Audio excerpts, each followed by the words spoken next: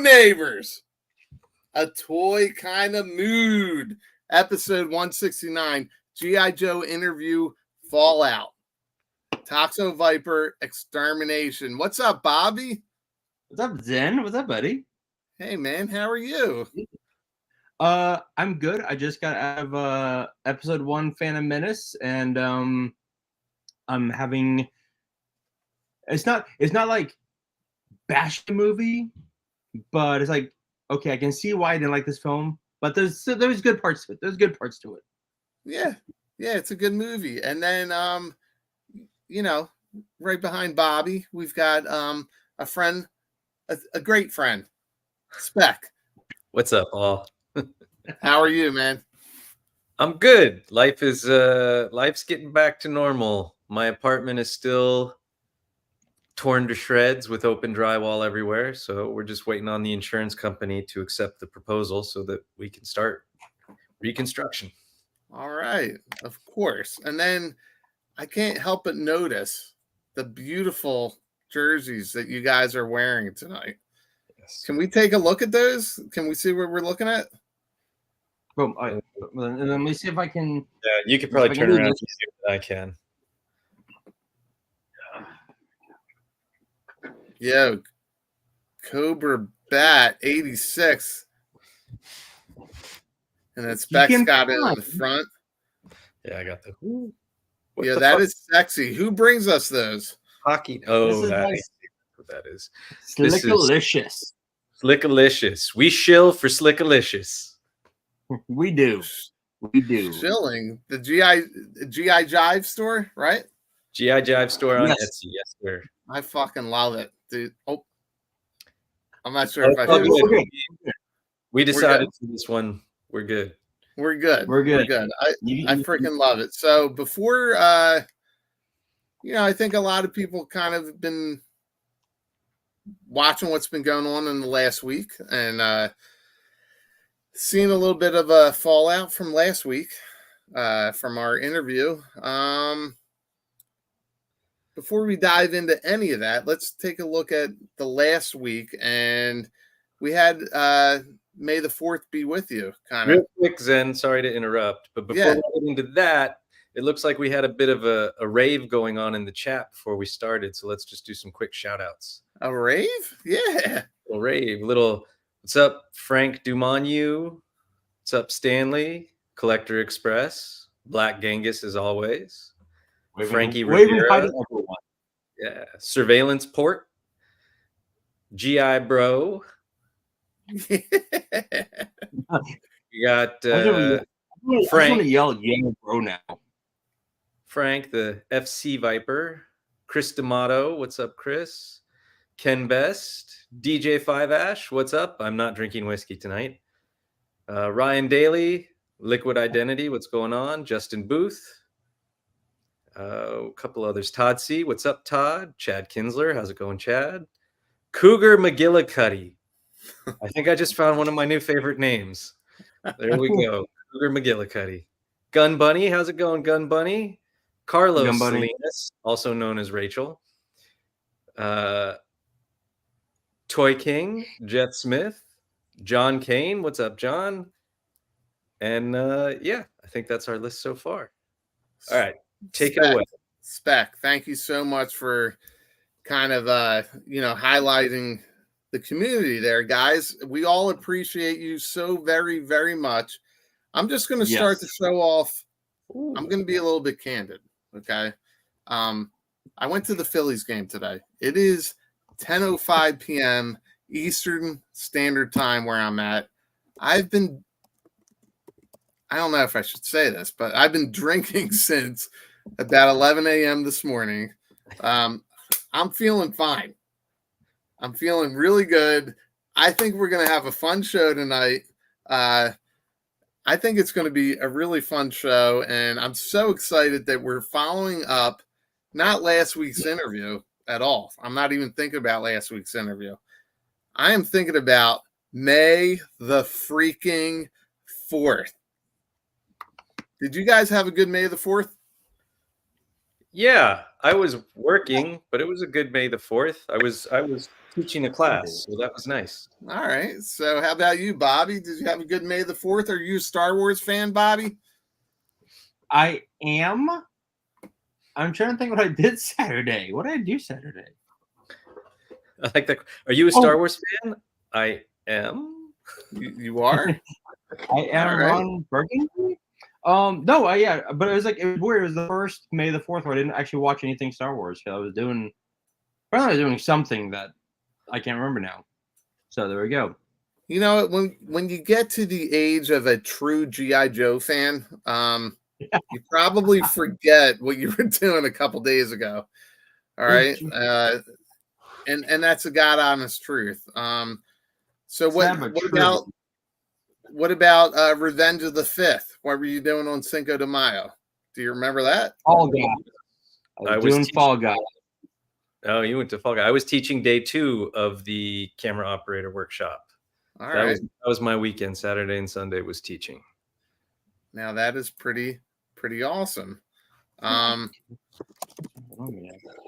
So guys, I know I'm not the best at this. I'm trying to look at my presentation. That you guys know that Travis effing Moody has really done a really nice job of putting together this show. He does it on a weekly basis.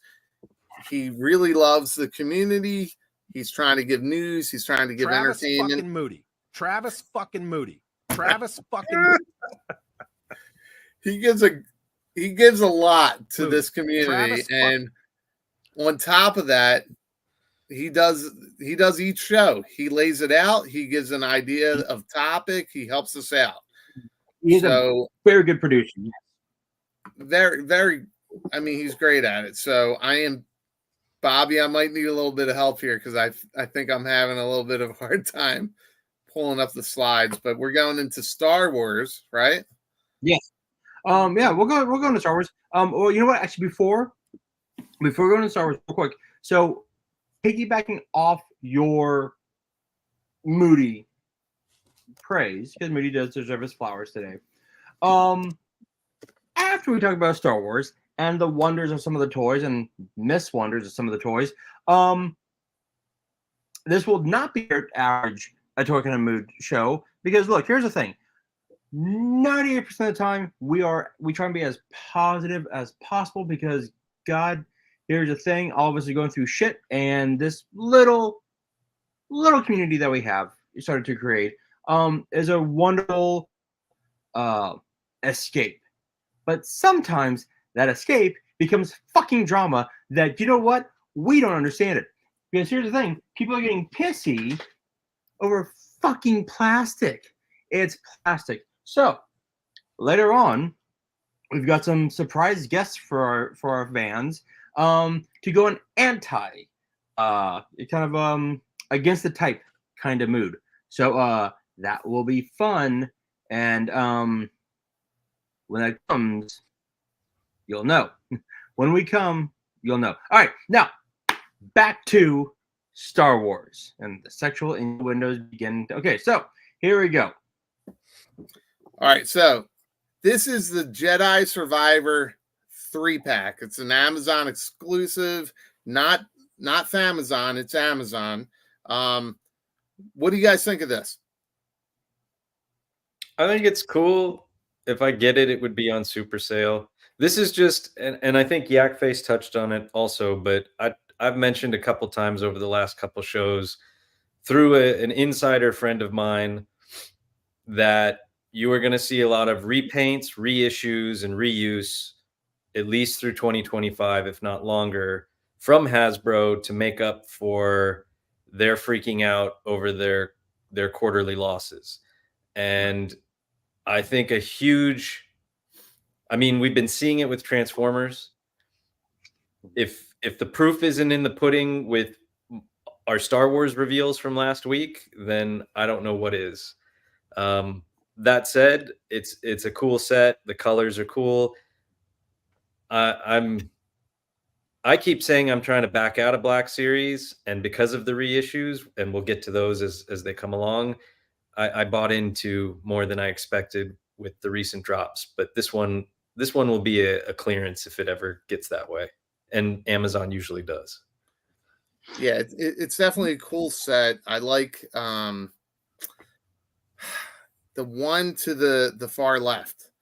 Very cool looking, very kind of like, I wouldn't say Mad Max, but dystopian, right? Yeah, The Magna Scorpion's droids. good. Yeah. I like it. Magna Guard, not droid. It's a cool set. I'm not a Black Series, guys, because from what I've heard from different women that I've met on Tinder, once you go black, you kind of never go back. So I'm not really sure what that means. I'm assuming it has to do with Star Wars Black Series. It does. Once you start collecting Black Series, you just never go back to like Marvel, to Classified. And I'm not really ready to do that. How do you guys feel about that? So I'm with Spec on this. I don't touch the gaming greats. And especially I've gone many a rant on this show how I feel about multi-packs. They're cool, but not and granted, like $70 for the 3 of them, that's not that bad. I just clearance for me. This is a clearance. I mean, I've got, Cal Kestis up there, but yeah, this is definitely a Wade. So would you agree? Once you go black, you never go back. Would you wait till Black Friday to see if there's a sale on this piece? If it's like, I don't know, $40, sure, I'll pull the trigger. Yeah, same. Yeah, because I think right now it's at 69, right? It's at 70, 69? $69.99 comes out in November. So here's the thing: it comes out in November, so it won't be on sale for Black Friday, but maybe Christmas time. They might do a flash sale. Yeah, they'll probably do a flash sale on this, kind of like they did with, I always go back to G.I. Joe Classified, so kind of like they did with Kamakura, kind of like they did with the Blue Ninja pack. They'll probably go down to a lower price point. But, they're also cutting production, so if you guys are fans, go ahead and get what you want, right? I wouldn't. I mean, go ahead, Bob. No, I was gonna say, like, look, if you want to get these at full price, get them. Like, if this is the one thing you collect, then go ahead and get them. Don't wait. But like, I have my Star Wars up there. I love my Star Wars. But I'm not a completionist when it comes to the Black Series. Yeah, me either. And Chris D'Amato, it seems like the only line not getting hammered with repaints is G.I. Joe. Yes/no. I mean, we have the sub teams. We have Python Patrol. We have Tiger Force. We have Night Force. And it's probably a little bit easier for G.I. Joe to get away with certain things because it's not just repaints with G.I. Joe, it's reuse. And it's, I think, a little easier, and maybe even for Marvel too, but, for G.I. Joe to reuse and repurpose molded parts. And that was something Lenny touched on during our interview as well, is like how he tries to figure out what piece works with what, because they don't always fit together scale-wise, size-wise. Like you would use Big Boa's thigh on Snake Eyes' pelvis. I would love to see Big Boa's thigh used here on the super. What is this one? The Super Battle Droid, right? Yes, Super Battle Droid. Wouldn't you guys love to see Big Boa's legs on this guy? 100%. All right, that might be some of the drinks I've had earlier. I like this here. Baldy, that cap is too tight around your head. I have a very large head, and this is one of the larger caps, so it's actually pretty loose. But I get what you're saying. Thank you for pointing that out. Like Moltisanti, Black Series, the old friend from high school you try to avoid. True. Sometimes I was, and then, as we get into the releases, they got me this time. Yeah, I mean there's a lot of truth to that because like, do you know how many old female friends I have that have me on that messenger app and they're just like, let me avoid that shit. I'm sorry. It's probably smart. Things It's probably are smart if we move on to the next yeah, one. let's move on to the next. All right. So I think I got it, Bobby. So this guy. This was kind of a surprise drop. Like I was tooling around on Amazon at like 10 o'clock at night and I saw the links go up for that and was like, what? Okay. I got this. Yes. This is freaking brilliant. I like this drop. Yeah. He's that character. Go ahead. No, we're gonna say something? I was just gonna say this is that character, the old man character, right? Back in the 80s. Nobody wanted this figure. Nobody wanted this figure back in 1983. But when you look at it as an episodic, the Skywalker, you know, the whole thing.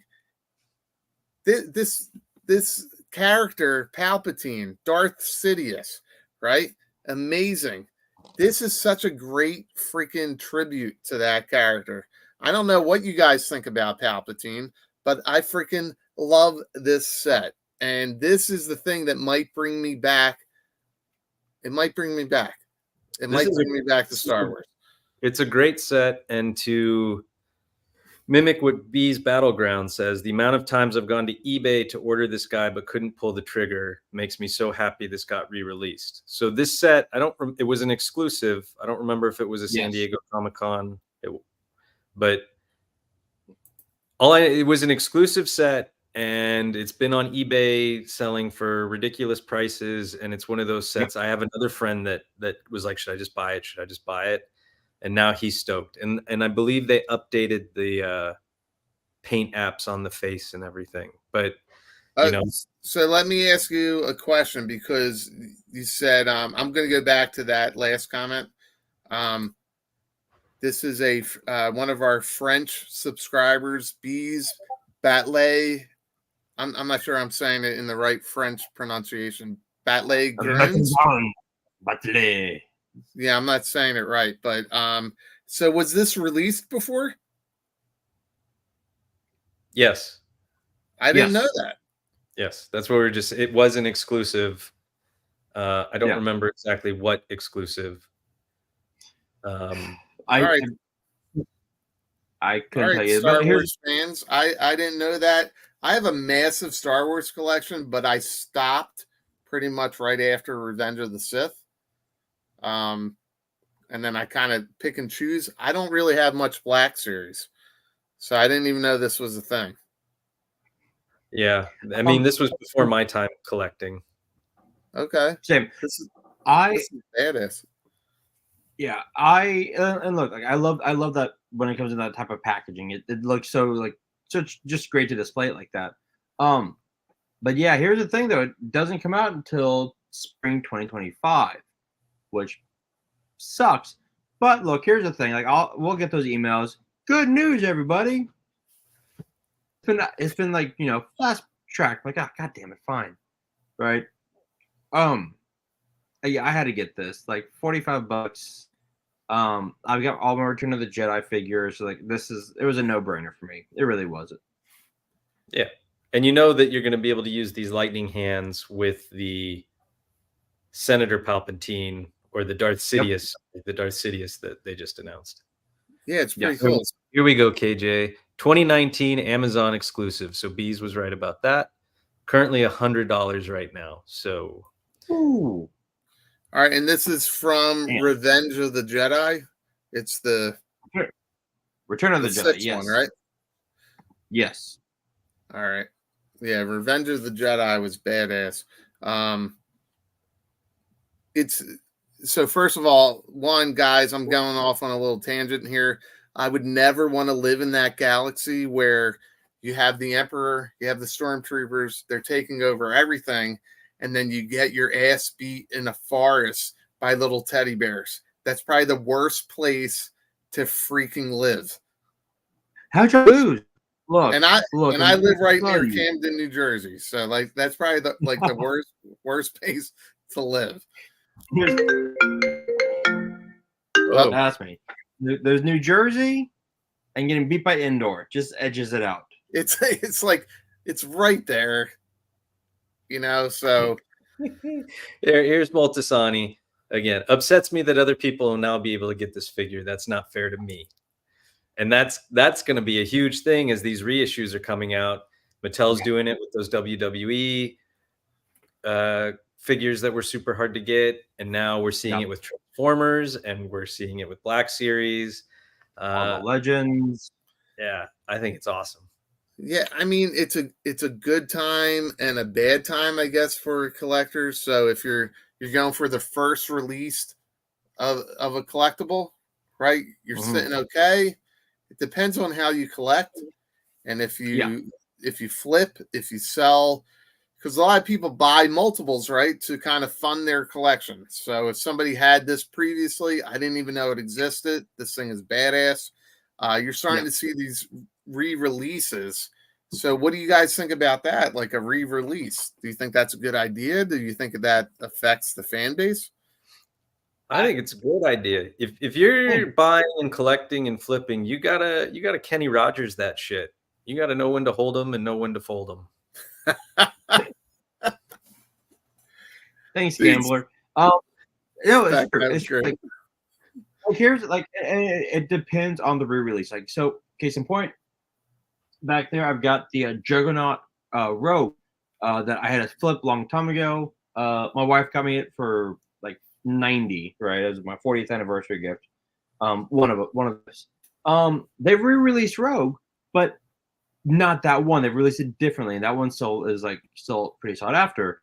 This one you've gotten different Palpatines, but here's the thing: you get like 15 Darth Vaders in like 2 years. It's pretty much the same goddamn outfit. I'm sorry, it is. So yeah, if you're getting a Palpatine in his chair, yes, the exclusives were in 2019. It's been a few years now. Like, it's not fair to new collectors that they want to come into the Star Wars game, and if some kid like, I want to get Palpatine, I'll have to drop 100. What? Yeah, and when we were kids, right? Nobody wanted to play with the old man figure, and now everybody wants the old man figure. I remember getting the old man figure. He was a mail away. Oh, was he? Yep. Came in a little white box, all folded up with his cane. I didn't know that. And go back real quick. Soda Popinski asked if they were still doing the numbers on the boxes, and I don't know because I open them up and throw them away. So does anybody in the chat know the answer to that? Do the Black Series boxes still have the numbers on the side? I didn't even know they were numbered. I only thought classified was numbered. Yeah, they always kept them like really small. Okay. I didn't know that. Moody says yes. There's a guy, I don't know who Moody is. Moody? I know a fucking Moody. Oh, that guy. Okay. Yeah, I know who he is. Travis fucking Moody. That guy. Fucking Moody. Yeah, that guy. Cybertruck. Hasbro has a bit more flexibility with G.I. Joe because they don't have to pay the royalties. True, but they own Transformers as well, and you're seeing a lot of reissues and repaints out of the Transformers line. So what I was told, because I said, hey, he said expect a lot of my insider, expect a lot of reissues, repaints, reuse. And I said, but I heard that G.I. Joe and Transformers were doing really well. And the reply was, it's across all the lines. Hasbro just freaked out in general. Okay. What's funny is all this reuse and just reusing or milking the molds. Hasbro's nuts for doing that. Like, you would never, ever, ever see Masters of the Universe reuse a mold. Ever. Never. It's insane. So I don't know why Hasbro thinks they can get away with it after all these years when Masters of the Universe has never done it, ever. Every figure is different. Oh, look Yeah. at this. No We're getting torso. conflicting information. DWH says no number on the boxes for Black Series, only vintage. But Knock Ripper is saying numbers on the back. They sub-numbered every movie entertain. Okay, all right. I will be right back. We'll put a definitive answer on this in 1 second. I'm gonna go grab. I have one in a box. All right. So Okay. so David, he said DWH, and I've been on a liquid diet today. So I did not realize that he was talking about you. So here we go. And we're going to highlight your comment while we wait for Spec to come back with some type of box. Okay, And here we go. Can we? Mark, who I Here found we the go. other week just sitting on the shelf while they were having their 20% off on Star Wars. Woohoo! Yes, he is numbered on the back. Oh, okay. For the Ahsoka series. So I did remember they were doing that. I just didn't remember if they were still doing it. So everything sub-series, which is differentiated by the colors on the boxes, the color bands. And then those are numbered. So each time they start a new, so Bad Batch has its own number, Ahsoka has its own number, Phantom Menace has its own number. But interestingly enough, this does not have a number. And this is also part of the Ahsoka series. Oh, interesting. And who are those guys? Han I Solo and Luke? I think they're twins. Oh, okay. They look very similar, but they have different paint and different helmets. So I'm not quite sure who these guys are. I like this. Black Genghis. He must be new to the channel. It says, "Oh snap, they are numbered. They are numbered." It's crazy that Funko Pops be like #20. No, I'm sorry, 2473. I got you, man. Oh, Ryan Daly missed me while I was gone. That's very sweet. Thank you, Ryan. Oh, that is sweet. That is really sweet. So it's a wax on, wax off. No numbers on the Target exclusive 2-pack, but numbers on the singles. Now, is it because that the singles are mass produced and shared throughout different distributions, and that Target is just at Walmart? Sure, we'll go with that. Okay. Yeah, sure. Yeah, sure. All right. All right, let's go back to what else we got here. So we got the Hasbro Pulse fan stream for Transformers. It's coming up on the 14th. Yeah. And I know that Spec, you're a big Transformers fan. Those are the ones that they're kind of like GoBots, but not quite, right? Yeah. Yes. They're almost as if Mask and G.I. Joe, right? If it was just the Mask vehicles, but without the figures. Something like that. Like All the little scooter guy. What I All don't remember his name, but you know, the little egg robot that turned into a scooter. I got yeah. you. Yeah. This was my recent Transformers pickup. I found Sweet. him.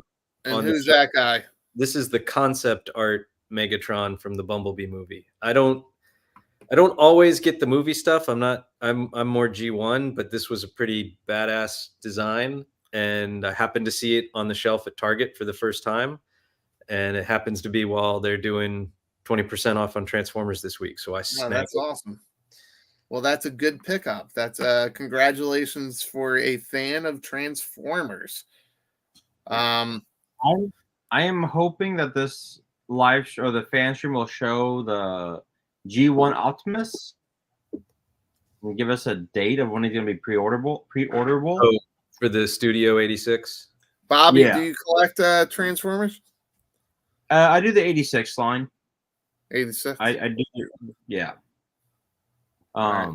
Just because I love those that old school cartoon, and I need Moody does 86 too.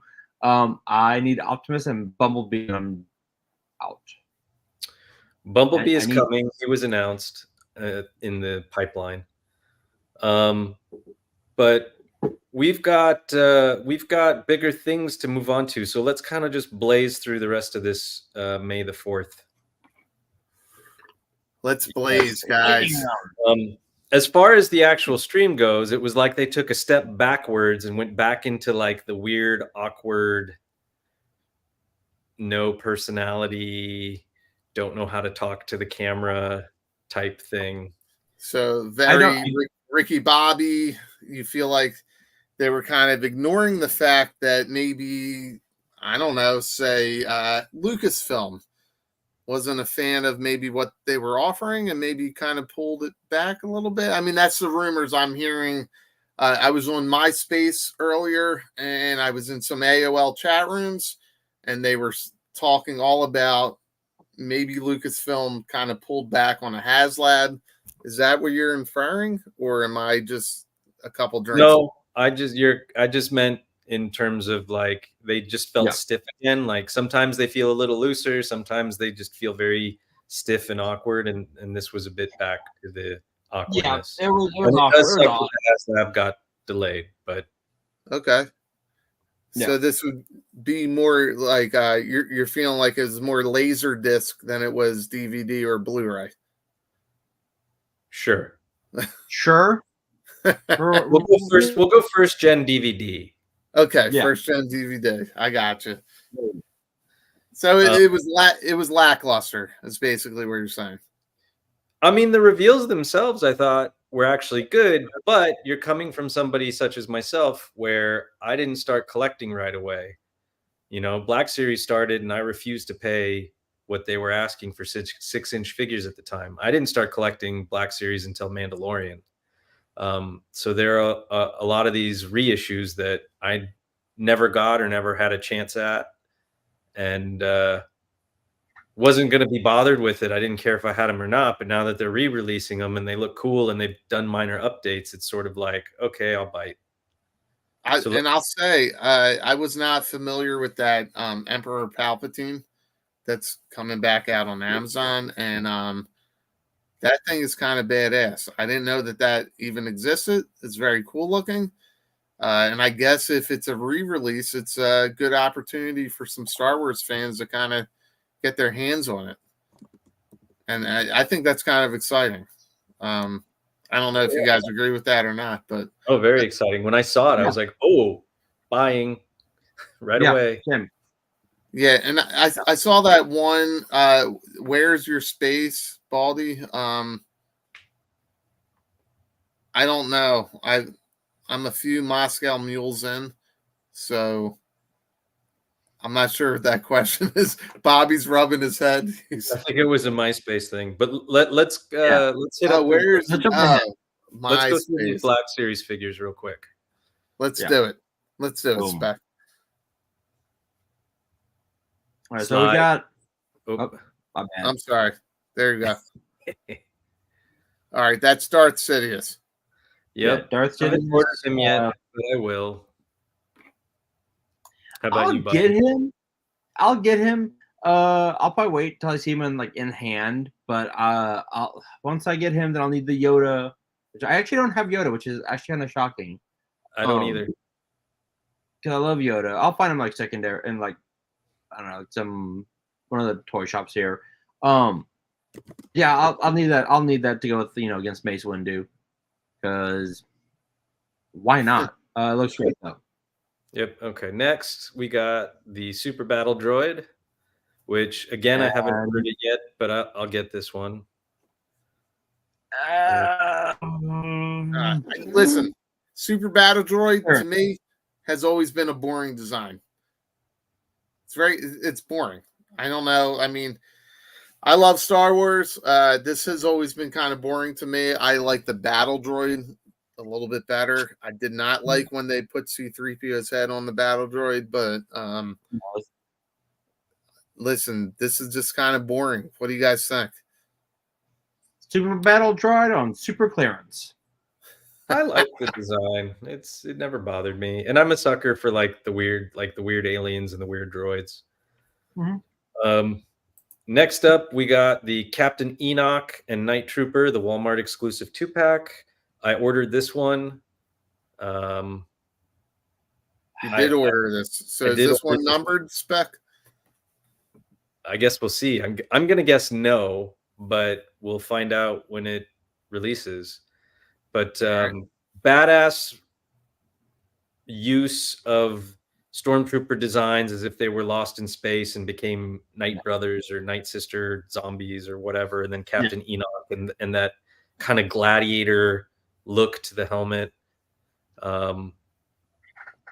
Yeah, these are cool. I'll get them. If they, hopefully they'll do slightly varied designs on the different night troopers so that there can be an army of said Cybertruck. These are not Bruin jerseys. These are Cobra Bats. So Spec, let me ask you here is well, he's on the left in the packaging, but on the right in the digital render, is that a clear visor? I don't believe so. No, it's a golden mask. Yeah. It's like a relief. It's kind of like those old Roman gladiator masks that kind of looked like somebody's face or a. Oh yeah, okay. Yeah. I had an ex-girlfriend that used to wear one of those. All right, yeah, that's kind of cool. It's a little weird, but it's cool. Is that in one of the cartoons, maybe? That is in the Ahsoka series. Captain Enoch is Thrawn's right-hand man. Yeah. All right. We have the Balin Skull Mercenary, which is also a Walmart exclusive. And this is a fuck you Walmart because it is Balin Skull now with a cloak. Yeah. Which is thank you, Toy King. I like that. So we can move right along. We can go past this one. This is a fuck Walmart. Yep. Okay. Yoda and Clone Commander Gree. Gree is a reissue, but these take after the animated series colors. I don't have Gree and I don't have Yoda, so this was a buy. I bought this before it sold out. So that Yoda is more based on the CGI that we saw in Revenge of the Sith. Would I be right? Yeah. I mean, I think it's supposed to be more after the Clone Wars cartoon. Okay. So obviously, they sort of make him a little more realistic, and he comes with an alternate head, I believe. Yes. Yeah, that's cool. Yeah, but like with my kid, one of my kids really likes all the clone troopers, and so I'd been getting them, and he comes with the Jedi Council throne, which I thought was really awesome. Now, I know that there's a huge fan base behind Star Wars. I've always been a huge fan of Star Wars. And like I said, I stopped collecting after Revenge of the Sith. So I do have a massive collection, not a big Black Series collection. And now as I'm learning, like the Emperor was out before, do we have a Yoda maybe that's been released or a fan exclusive Yoda that has Frank Oz's arm up his ass? Not yet, but since they've done George Lucas as a stormtrooper and Jon Favreau as Paz Vizsla and Dave Filoni as a pilot, I mean, it's only a matter of time. Yeah, I mean, that would be phenomenal if they had an arm literally coming out of his backside. Because that would be a true fan exclusive. I would totally get that. And thank you, Kiwi, for that reminder. Yeah. All right. So, Bobby, you buying that one? I didn't get there in time. It sold out. If it does get, put back up, I'll definitely get it. Okay, cool. Yeah. And this comes out with a Pulse exclusive and Disney Store later. Pulse. So, well, the Mace Windu purple clone, like that was hard to get at first, and now it's just up on the Disney Store. You can just order it. Which I believe Moody got one because they were doing free shipping over May the 4th, May the 5th. And it turns out I had a gift card, so I got one too. Mine should arrive Friday. Sweet. Next is the Phantom Menace 3-pack, which is a GameStop exclusive. GameStop exclusive, another $69. I'm a little disappointed. I did see this one. I'm a little disappointed that Darth Maul does not disconnect at the waist. What do you guys think of this one? I don't have any of these characters. The head sculpts, especially for Liam Neeson and Ewan McGregor, look fantastic. Whatever paint app updates or anything they did to them, I'm I always kind of wanted an OG Darth Maul, so I bit the bullet and pre-ordered this one too. Now, back when I was collecting, and it was the regular 3.75, they did do a release where Darth Maul disconnects at the waist with a magnet. Did you guys ever see that? Mm-mm. No. It's badass, and it's freaking 2024. Guys, why didn't they do that here? That's a good question. I don't know. Yeah. I don't know. You know what, Bobby? I'm going to disagree with you there. It's not a good question. It's a great fucking question. All right? They should have put some magnets in his freaking torso so that we could split them apart and make sure that Obi-Wan cuts this mofo. Oh, I'm sorry. Spoiler alert for a 25-year-old movie. God damn it, Zen. That Obi fucking Kenobi cuts this mofo in half, and that you would have that playability. That would have been great. Yeah, and Frank Dumanu, they all three of them have soft good robes. If you look at the packaging, yeah, that is pretty badass. So I'd consider getting this pack, but only if Darth Maul splits at the waist. I haven't got them yet, but I will get this because I do need all three of them. So I just hate the fact that it's GameStop. It's like, fuck. Yeah, that part sucks, but it was still available. I think I got it Sunday night. No. All right, and now we have the pipeline for Black Series. Yeah, we have a little bit more in the Black Series. We got there they are with the soft goods right there. Looks so good. Oh, that's pretty good. Yeah, see, that makes Darth Maul look freaking badass, and you can really recreate some of these scenes. So I do like the soft goods for some of that because you guys can move shit around and add some, I guess, playability to it, but couldn't add magnets. Oh, It's mandatory. Listen, I'm actually down with that. That's fine.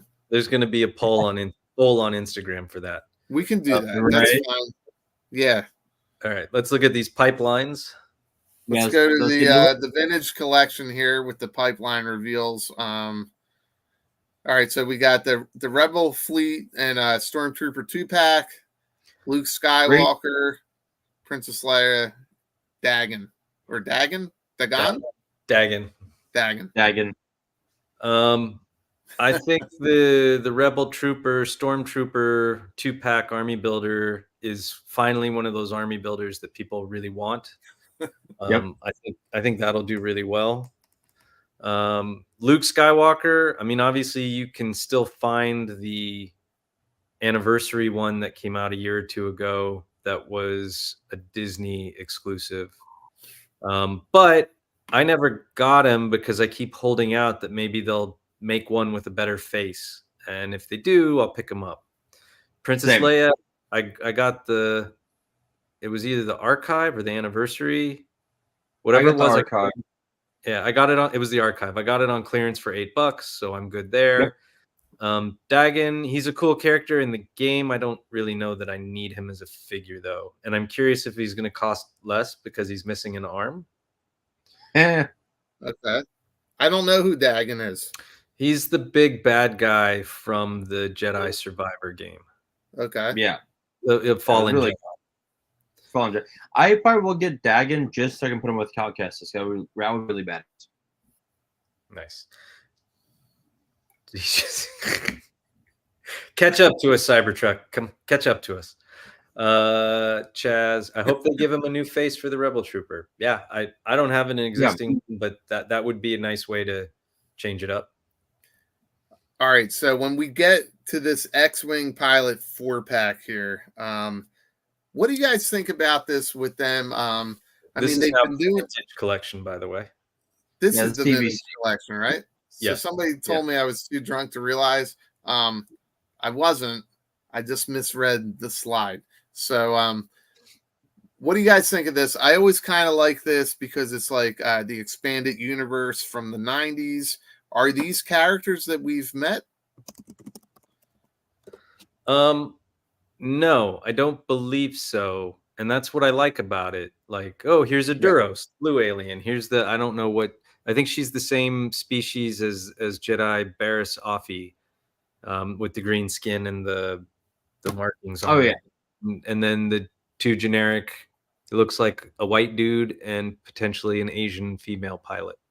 Okay. I don't collect TVC. I know Bobby does, but I do really like these 4-pack army builders that they keep putting out. I think it's a great idea, especially for the size and the cost with the vintage collection. Agreed. So this is kind of badass. I like that. I like this box art here. Now the question is, who bought 4 X-Wings to put them all in? 5, right? Because the X-Wing came with Luke or yeah. Or maybe That's a good call, Svek. Who bought 5 of these things? Chaz, the pilots are all non-characters. Yes. Okay. A lot of Next from the 4-pack we have Bobby. Did you comment on this? I don't want to skip over you. Sorry. No, I didn't. I love the TC. I hate multi-packs. I don't army build. But if I did, this would be a complete win for me. I mean, it's just cool. I dig that they do stuff like this, and so I do applaud the TVC crew for doing stuff like this. It's just fun. Yeah, and this is a Famazon exclusive. Yes. So as we've already commented and mentioned on, the Haslab that was going to be announced has been pushed to a later date, but they did give us a look at the Ghost packaging. Oh, so cool. Yeah. God damn it. Yep. But no regrets. Yeah, look, no regrets. No regrets. If I hadn't done the Dragonfly, I probably would have done the Ghost. I don't do TV. Well, I don't do a lot of TVC, but I do quite a bit, and it's just so damn cool. It just I'm like, I don't need another job.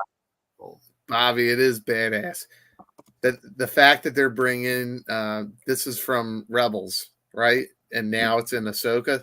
Yes. Yep. The fact that they're bringing cartoon into just real, well, I guess not real. I don't know how to say it, but going from animated to live action, and then you can add something like this to your collection. This is pretty badass. Yeah. Very bad. 100%. And then from there, there was also Pipeline. For Chaz. Chaz always makes me laugh. That sounds about like my wife when big boxes always arrive. My wife doesn't see the big boxes. I hide them quickly so I get the boxes. Yeah, well, you know, like get a box. So Pipeline reveals Anakin from the World Between Worlds, or is that what it's called? World Between Worlds, or Space Between Worlds? From Ahsoka. 4-pack of the Shriek-Hawk Mandalorians, and this one's really cool, actually. The Armorer Forge playset, which I feel like they could do that for Black Series, and that would be awesome because it would go really well with the Comic-Con, or no, it was the Star Wars, the Celebration exclusive Armorer that came with the tools and the heated up helmet, which is on the shelf behind me. Yeah, I wish, and I think this goes to the fact that no one was really, I guess, buying them. But look, if you have enough Star Wars fans, if you give them something cool, like if you build it, they will buy. Instead of just over and over repaints. I'll get that Anakin. I'll put him with my TVC Obi-Wan from Obi-Wan. It just looks so good. And just in the last year, they brought Hayden back, right, with the Obi-Wan series, and then with Ahsoka. Ahsoka. Yeah. What do you guys feel about that? I mean, I think that's freaking phenomenal.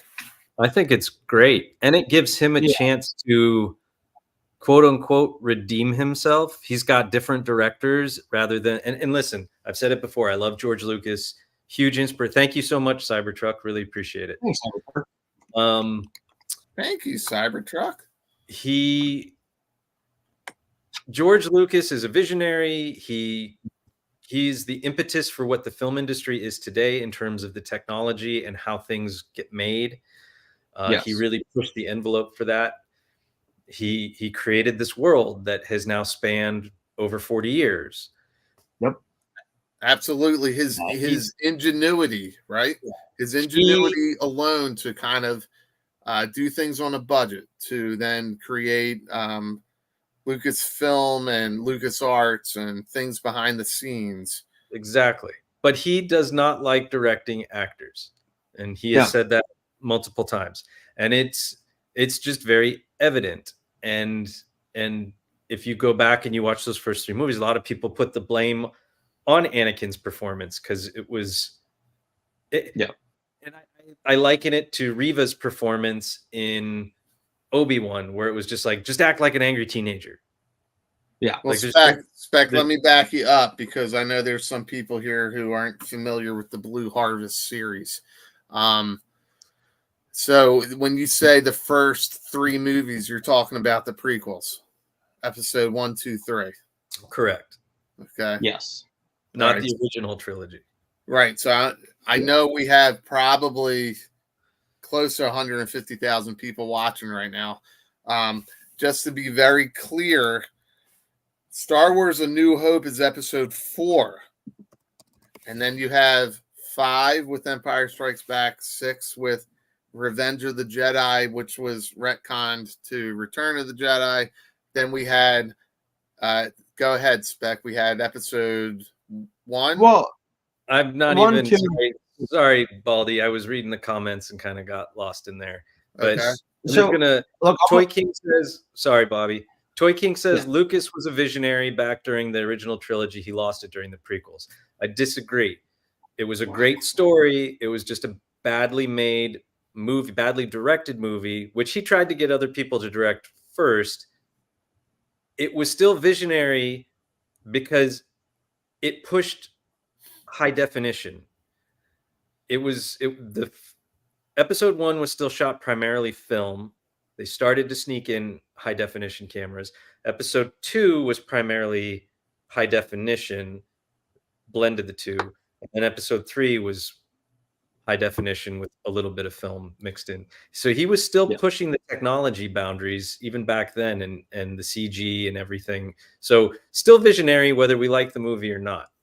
All right. So, all right. So if Toy King is saying Lucas was a visionary, now Toy King is not on with us right now. And I'm kind of agreeing with what you're saying, but at the same time, could we look at it as he was a visionary, how he moved forward filming? Well, yeah, no, I don't think we're disagreeing with that. I think what Spec and I are saying is that visually he was a visionary.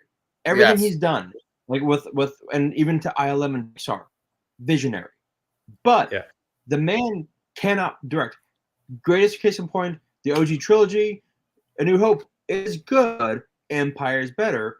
Lucas didn't write and or direct Empire. Jedi is good for the first half, which Lucas didn't direct. Lucas directed the second half. That being said, when you look at the prequels, Jake Lloyd and Christensen got fucked because, case in point, I just got out of episode 1. Natalie Portman is an amazing actress. She is bad in episode 1. Like, there is no directing at all. Like, Lucas just doesn't want to direct. He wants to, which fine, he wants to make his things come to life. That's cool, but he's not a director. Jake Lloyd, and I watched Jake Lloyd, and I love, in Jingle All the Way, and then episode 1, same acting. I was like, oh wait, he's just not a not good child actor. Whatever. Ahmed Best, KJ put it best. Ahmed Best got pushed to the brink of fucking suicide because of the fandom.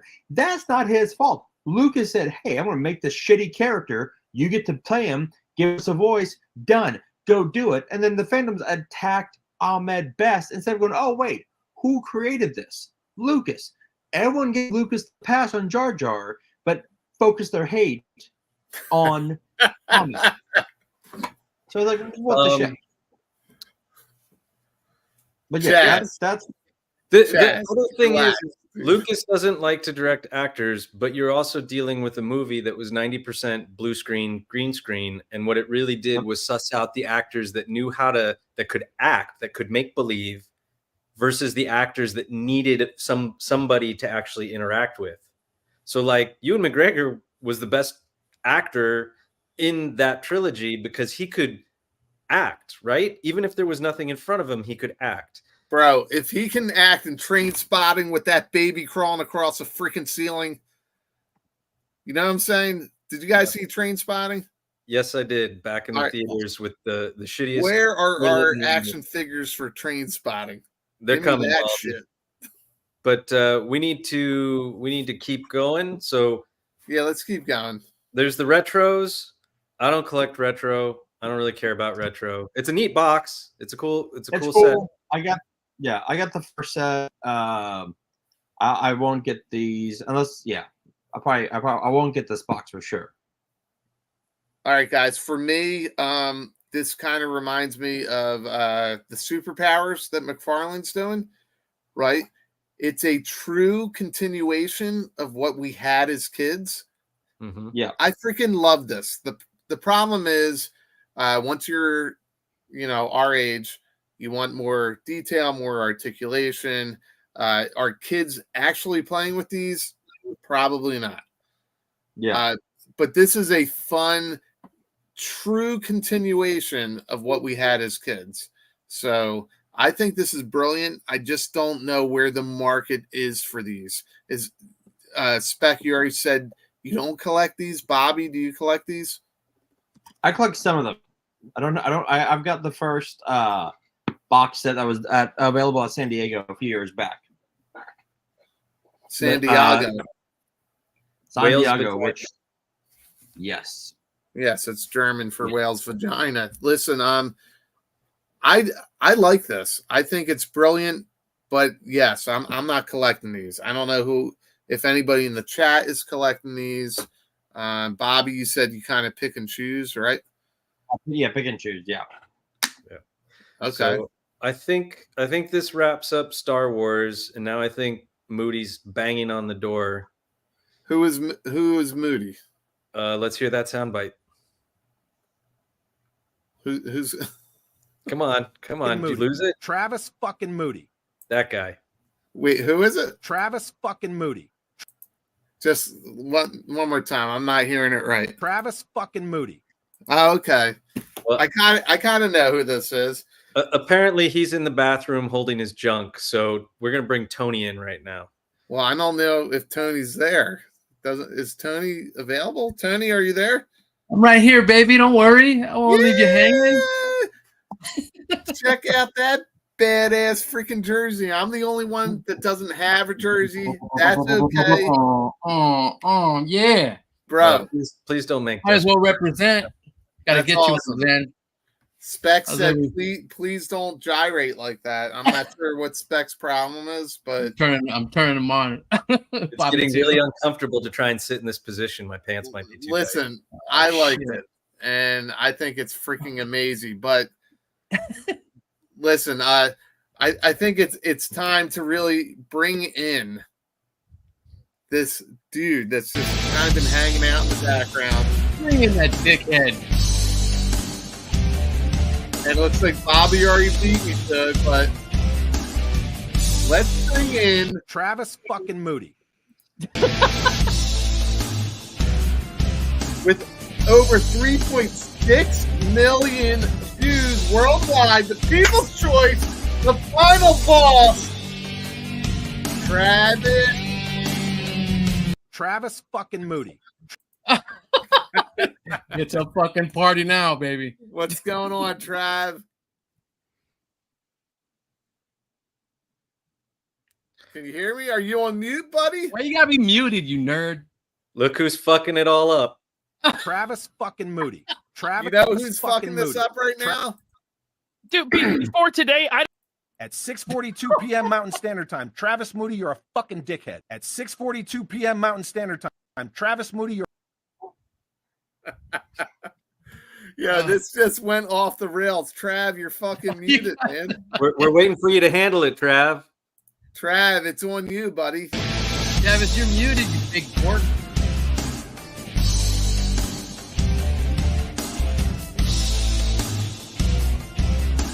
So, Yeah, I'm out.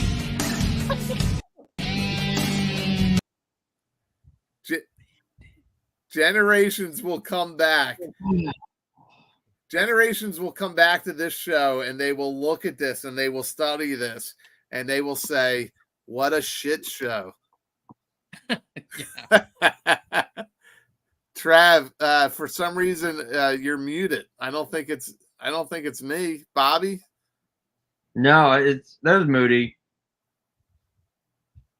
How about now? Travis, are you there? oh shit. Yeah, you messing up big time. Okay. Travis Cracking one. fucking Moody. Travis fucking I don't need to talk when other people talk for me in the industry. Oh, there he is. There we go. I never said anything anyway. It looked like you were. Trav, I think we kind of messed this up. I think we were all supposed to join you there. I don't think Tony and told me Spec that. got the memo. And Bobby just I gotta get the Oakleys. We weren't supposed to do this until later, so we weren't, but I think I don't Zen know, called guys. an Listen, audible. You guys are this fucking is it up. why you don't drink and do stuff. You're not supposed to drink and then do stuff. But I'm here anyway. And Trav, man, how are you, buddy? You look fantastic. You don't talk to The Rock like that because his name is not The Rock. Fucking Travis Moody. Wait, is Travis that Moody. Travis fucking Moody. Travis fucking Moody. You guys are milking the fuck out of that. We ain't trying to get monetized tonight.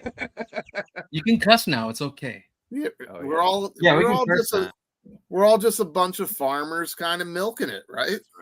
Yeah, I That's guess. right, guys. How we doing, boys? All right, you ready to talk some Marvel shit? Hell yeah, do it. Let's go All into right, some quick Marvel. Marvel, and then shit. we'll get into the main event after that. What do you guys think of this? This is so Peter Parker, way back in the day in Secret Wars, got a new suit, which was like unheard of. It turned out to be a symbiote. It turned out to be. Hold on. I'm sorry. When the final boss arrives, he brings in the money. Oh, And that's what we got, honey. We got the money from Frank. Holy moly, super. Thank you, stickers. Frankie. Thank you so much. Wow, that is big. Frank, That's big. Frank, You're the you man, just, brother. you just basically bought us all a nice round. And listen, we're gonna do the same thing for you if you are at Joe Fest. I drink to Frank right now. I agree. Thank you so much, Frank. That's awesome. Appreciate that. I That's can't really drink amazing. right now. Why not? Because I have a doctor's appointment in the morning. I have to fast now. Oh shit, that sucks. I'll drink for Yes. Thank you. Here's the I'll drink comment, for though. you too. you. You've been Frank is drinking when changing- you, boy. Yeah, Frank is changing. I have been. It's been a long day, but you know what? This day is not over, and we're having some fun here. What do you guys think of our friend Eddie Brock here? I will be picking that up. Even though I made one that's really nice, I'll still get that one. Once it's a solid Venom figure, dude. Looks really cool. It's pretty Agreed. amazing. So we saw this buck before, right? Yeah. Yeah, it's the same size as Omega Red. It's gonna Okay. have the same torso ab as the 85th Wolverine, 85th Astonishing Wolverine. So, I mean, yeah, this is classic Todd McFarlane head sculpt. I love the fact that this Venom has so much great articulation, and it does come with, I think, 2 heads. Now, I know, Baldy, you were asking, I think, yesterday if this was different from, like, how it was different from the animated Venom, and it's just the cell shading and the head sculpts. And McFarlane. both are amazing. Yeah, both are I amazing. agree with that.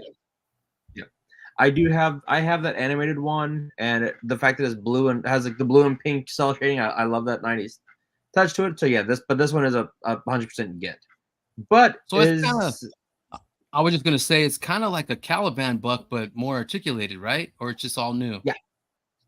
And it will. Here's the thing. I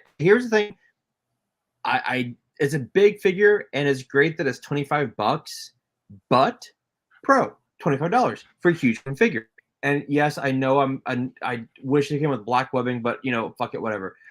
Con, it's a Walmart exclusive. So will we ever see this? No. Now, will we get it on Hasbro Pulse? Walmart exclusive.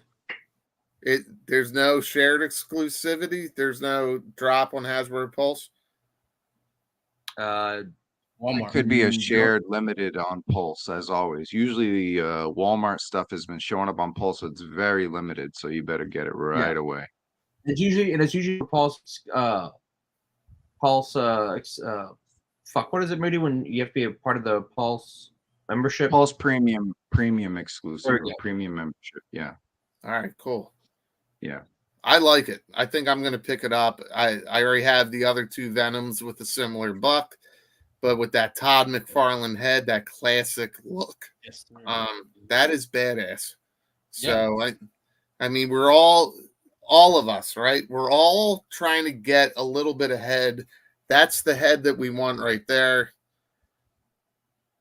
A lot of tongue, just some teeth. It's fantastic. Should have no teeth. Should have no teeth, but all no tongue. teeth. Damn it! No Come on. teeth? I don't know. With that one on the left there, there's some teeth. There's a lot of tongue, a little bit of teeth. Yeah. I read a comment where someone, when we posted this on our YouTube, they said, "Oh, now I can open the PulseCon exclusive." I think this is the one you're going to want to open because it's updated parts, updated articulation, and you have a chance to buy 2 of these. But if you have the Pulse one and it's mint, keep that one mint because I'm thinking that one's going to be worth more and harder to get down the line since this one's coming out, right? All right, so Trav, you're thinking this is new articulation for this bad boy? Oh, it's updated. Yeah, it's updated for sure. Okay, all right. See the diaphragm right there? Yeah. I mean, look at this. Look, it's the butterfly joints. That's probably the end all be all. I mean, if you're not caring about all the tendrils and shit like that, you know what I mean? It has pins, but at least it's double, So yeah. Tony's right. And then there's a comment here Frank has about Warbird. Tomorrow? And actually, before we get to Warbird, this was a comparison that Baldy, you threw this in the chat, right? Was it Baldy? Very nice. I did not throw this in the chat. The last thing listen, I don't want to get too loud here. I don't want to get people fucking pissed off. But the last thing I will do is take credit for something that I did not do here. So I don't want to take credit for this. I did not do this. This was shared with me in our group chat. Go ahead, Trav. No, this was Bobby. Bobby, go ahead, Bobby. Sorry about that. I just saw it in the chat and didn't see who did it. So no, that's all right. No, I saw this. I saw it on Instagram. So yeah, I have the animated retro. I don't have that 3-pack. I wish we did have an Eddie Brock head with the 85th anniversary. I do wish we got that, but I will take right. But I will take that the McFarlane head sculpt. So yeah, that's smaller. That McFarlane head sculpt is pretty amazing. I do 100% agree with you that we should get a true Eddie Brock head, not just that symbiote coming off. I have the 3-pack. I have the animated retro, and I'm going to go for this 85th anniversary, but I would have liked an Eddie Brock head. Did we ever get a solid Eddie Brock head? I don't remember. With Anti-Venom. Anti-Venom. I think we got an Eddie Brock head. Okay. Or Agent Venom. But No, I was It came with hanging out Anti-Venom? probably like 2 years ago in Austin, and I was with my buddy Eddie and my other buddy Brock, and we all got head, but it was not like one Eddie Brock head.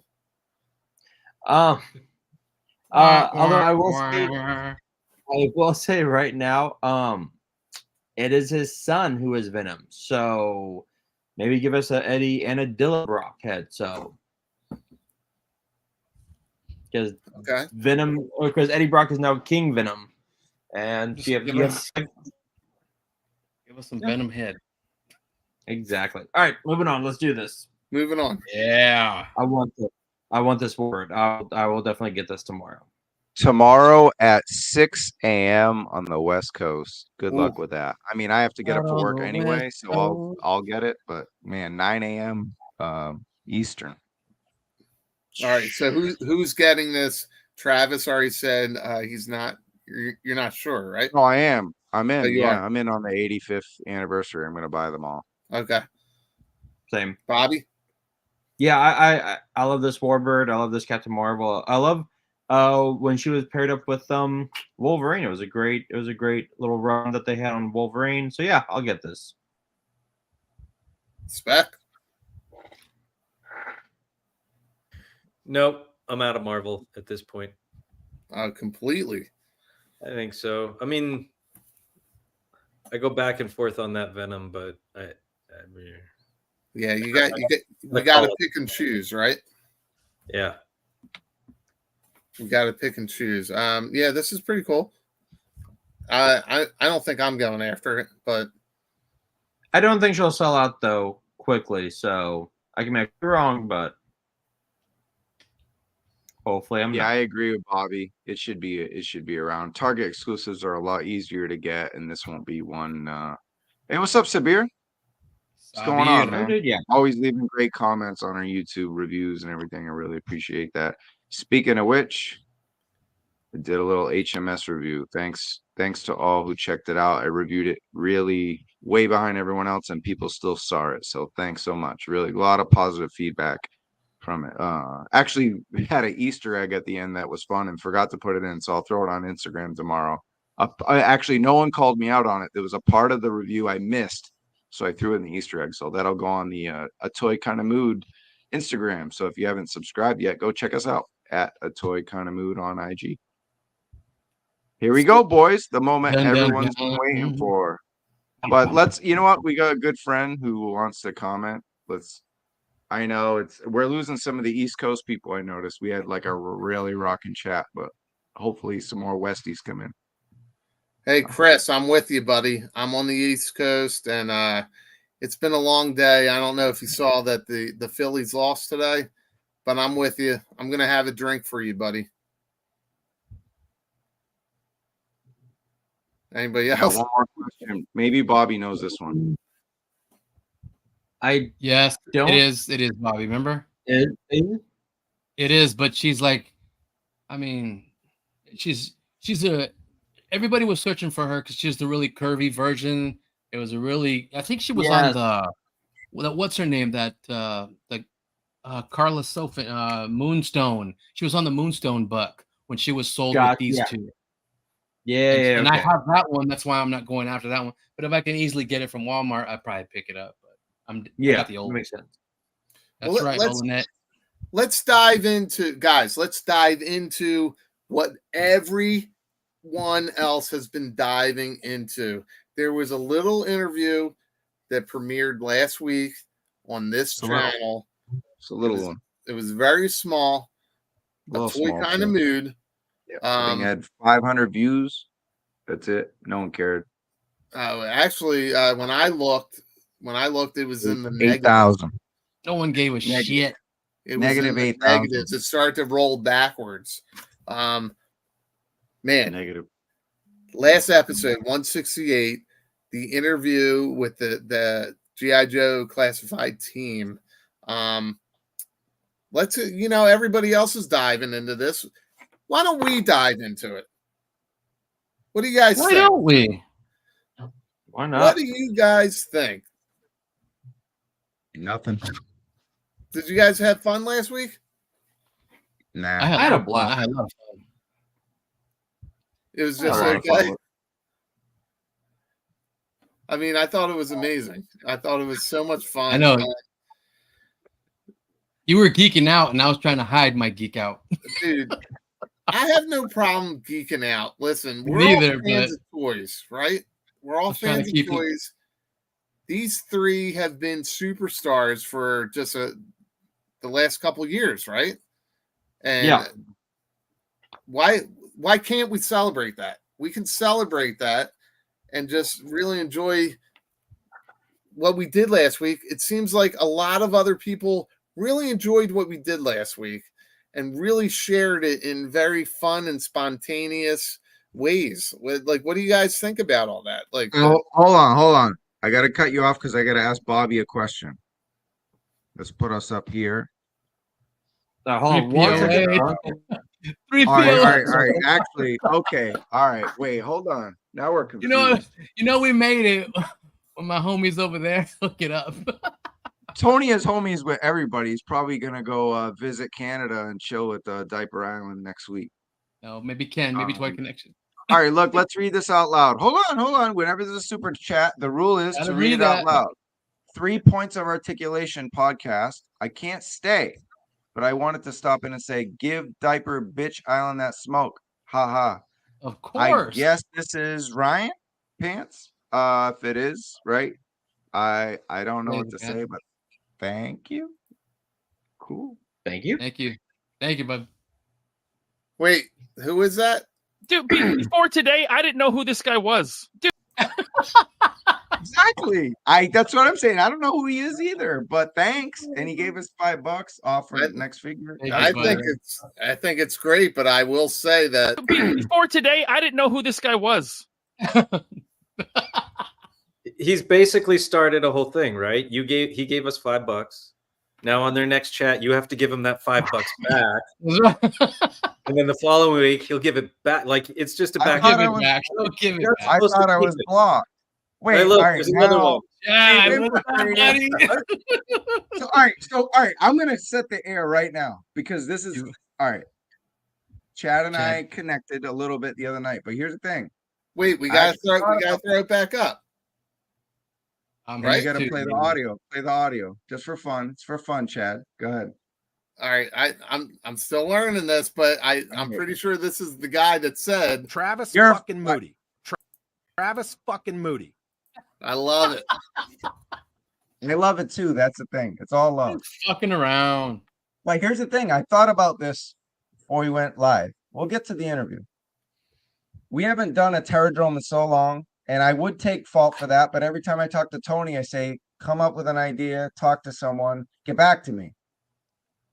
Why don't we welcome 3 POA and Chad to the fucking Terradrome on the next episode? A Toy Kind of Mood meets 3 POA and Chad.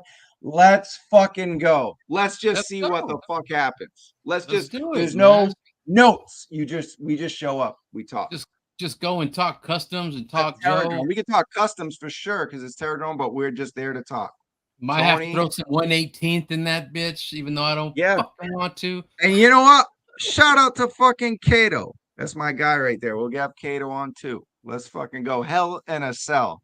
A hell in a cell. Let's That go. sounds DJ, like- what up? That sounds like fun, but for me, for both those guys, Dude, before today, I didn't know who this guy was. I mean, now I do because he gave me $5. I So now love know who that. it is.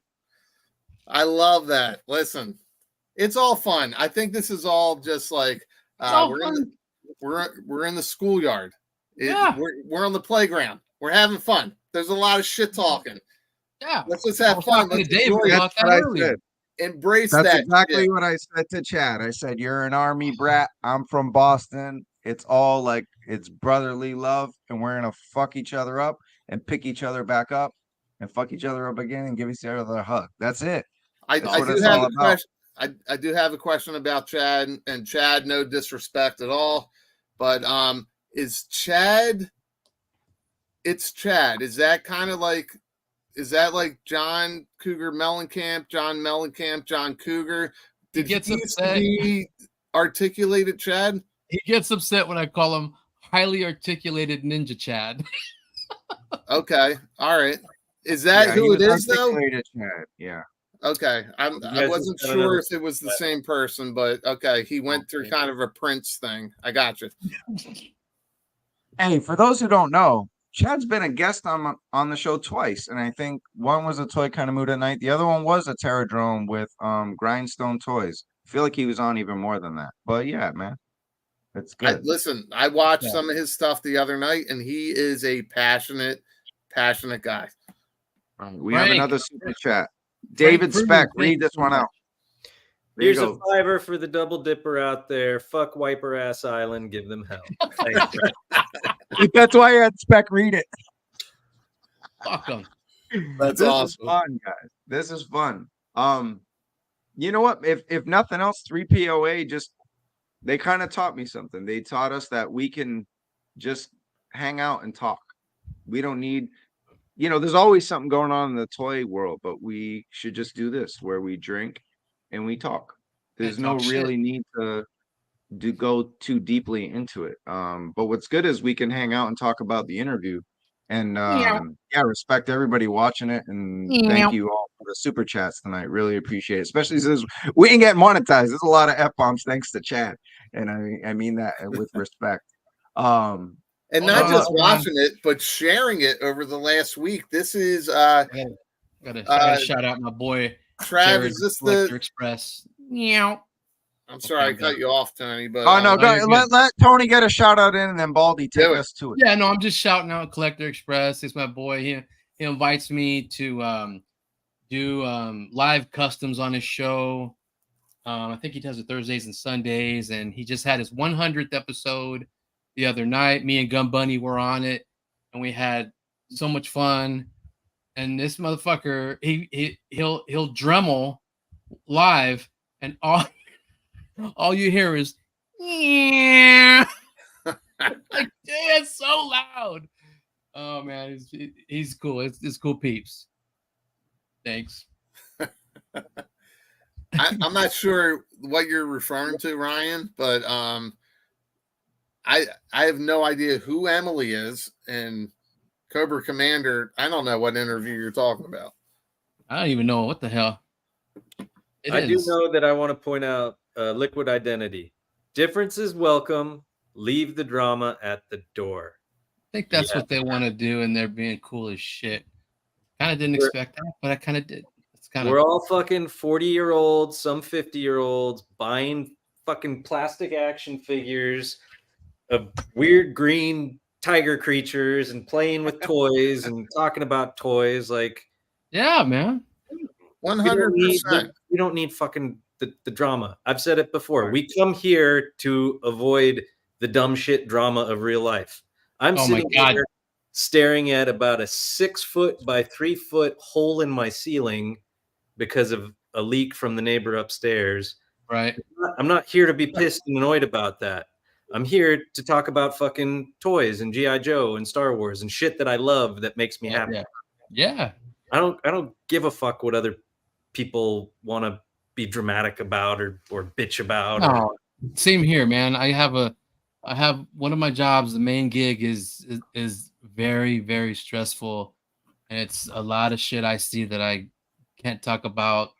Sometimes I can. It helps, but it's so much fun coming here with you guys and just being involved in the community. We ain't got time for drama bullshit, and if there is, let's make it fun and just fuck around. You know what I mean? That's what we're about to do. Something fun was, shout out to our friend Larry on Monday nights. He had 30 pages of notes for this interview, and I don't even think I had. No, he had 3 pages of notes. Oh, punk! Yeah, on the interview, and I didn't even give you guys 3 pages of note for the interview. So that's dedication to love. And then Full Force, my guy Chris made like 3 shows based on this interview. And he was gonna do one of the shows anyway, just giving him shit. Love Chris to death. He gave us so much credit and gave us links. I had to talk to Lincoln us, but look, Punk did make a good point. He said, everyone saw your interview. I don't have to link it. And he did link it. But right. He's shout out fucking to around. Full Force and Punk with Toys. I'm going to tell you what. I'm going to call out Punk right now. That dude got so riled up when we talked about the retro cards. All right. He got so riled up. He yelled at me through the computer, right through this thing here. And he said, listen, dude, Punk, Lawrence, Larry, buddy, listen, I'm not agreeing with the retro card with the Snow Serpent and the Eels, with them not getting their retro stuff. All I said was that legit, they plan this shit out 18 months in advance. Okay. There's tooling, there's all, there's certain budgets that you got to meet. I'm not saying, like, I think it's crap. I'd rather have the retro stuff with the retro loadouts, but I get it from a business standpoint. That's all I was trying to say. You yelled at me like I was supporting it. I'm not supporting it. I'm not a huge fan of the retro line. I mean, I do like them. They're beautiful, right? This is they're doing like a course correction. They're appeasing our Real American Hero fans, but at the same time, like, they do have a budget, and from a business standpoint, I get it. And as Hasbro starts to really acknowledge the G.I. Joe brand, you're going to see those retro loadouts come as the retro line grows, and as we start to see the retro line and people kind of adopting that. But take me off a freaking full screen. What the fuck? Oh, God. That motherfucker, him. So the people's choice, we got Liper Lyland. Right? That swiping island bitch. Oh, my God. So I saw, am I allowed to bring up that one post that we saw earlier? Go ahead, bro. Shit. The 3 POA? Who is 3 POA? Because I will straight up say that I've never. Dude, before today, I didn't know who this guy was. So yeah, okay, so that guy. So I guess he got something. He got hit by Liper Lyland. Something, right? Am I wrong? What do you mean? Am I right? I'm lost. Am I on mute? No. No, I think it's the fact that yeah, but apparently he said that VI went after him. I don't know exactly what happened there. I think Moody, didn't you post something about it? Oh yeah. What was it? What did he do? Some strikes against somebody or some shit? I don't know. Yeah. Yeah. Oh, it was 3 POA. 3 That's POA. what I was talking about. So it was our new friend Ryan Pantsy said that he got a DMCA against him and he might lose his account because I don't know why. I wish he. But Instagram or the go, YouTube? so. Probably Instagram. And I think it was the Instagram, but it could have been. I don't think it's YouTube. But I feel like that happened to Punk. Yeah, I did. Yeah, he's the enemy of my enemy is my friend. Mm-hmm.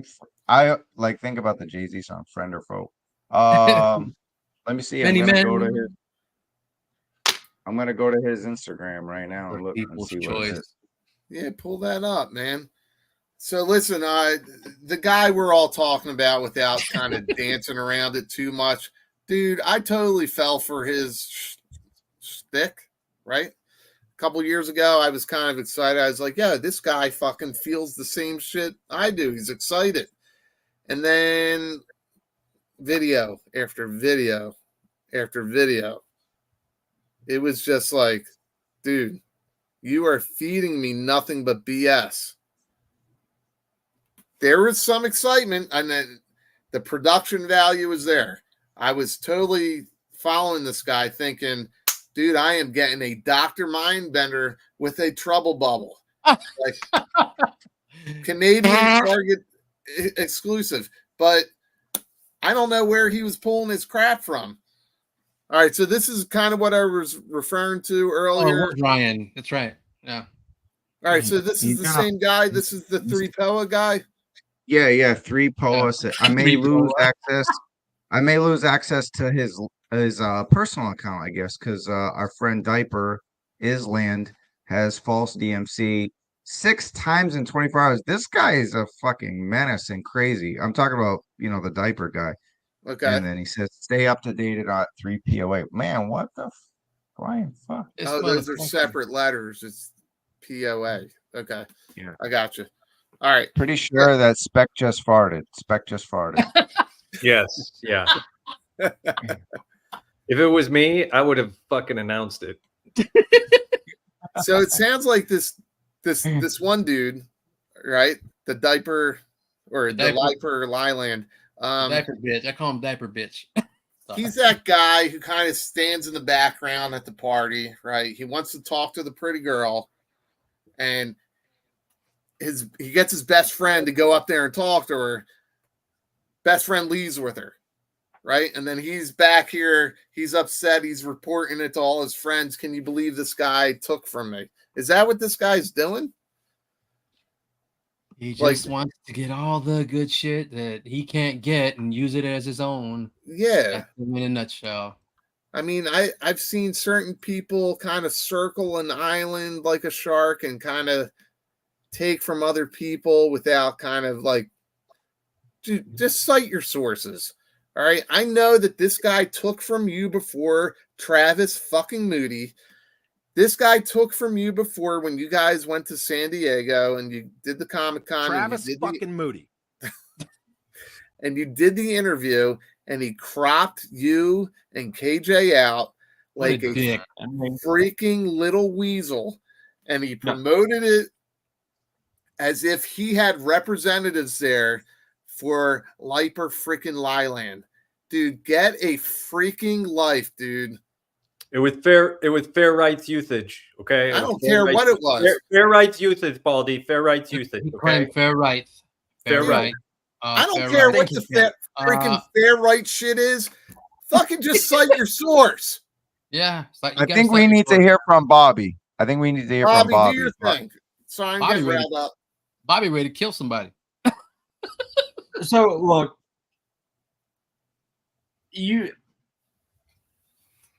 like our friend of the show, Steven, has said, when you get me mad, oh yeah, you know you've crossed the line. Yep. Like no one's ever really seen me mad, maybe like a handful of times. And so I'm because they squashed beef with Travis, I'm gonna be nice to the other show.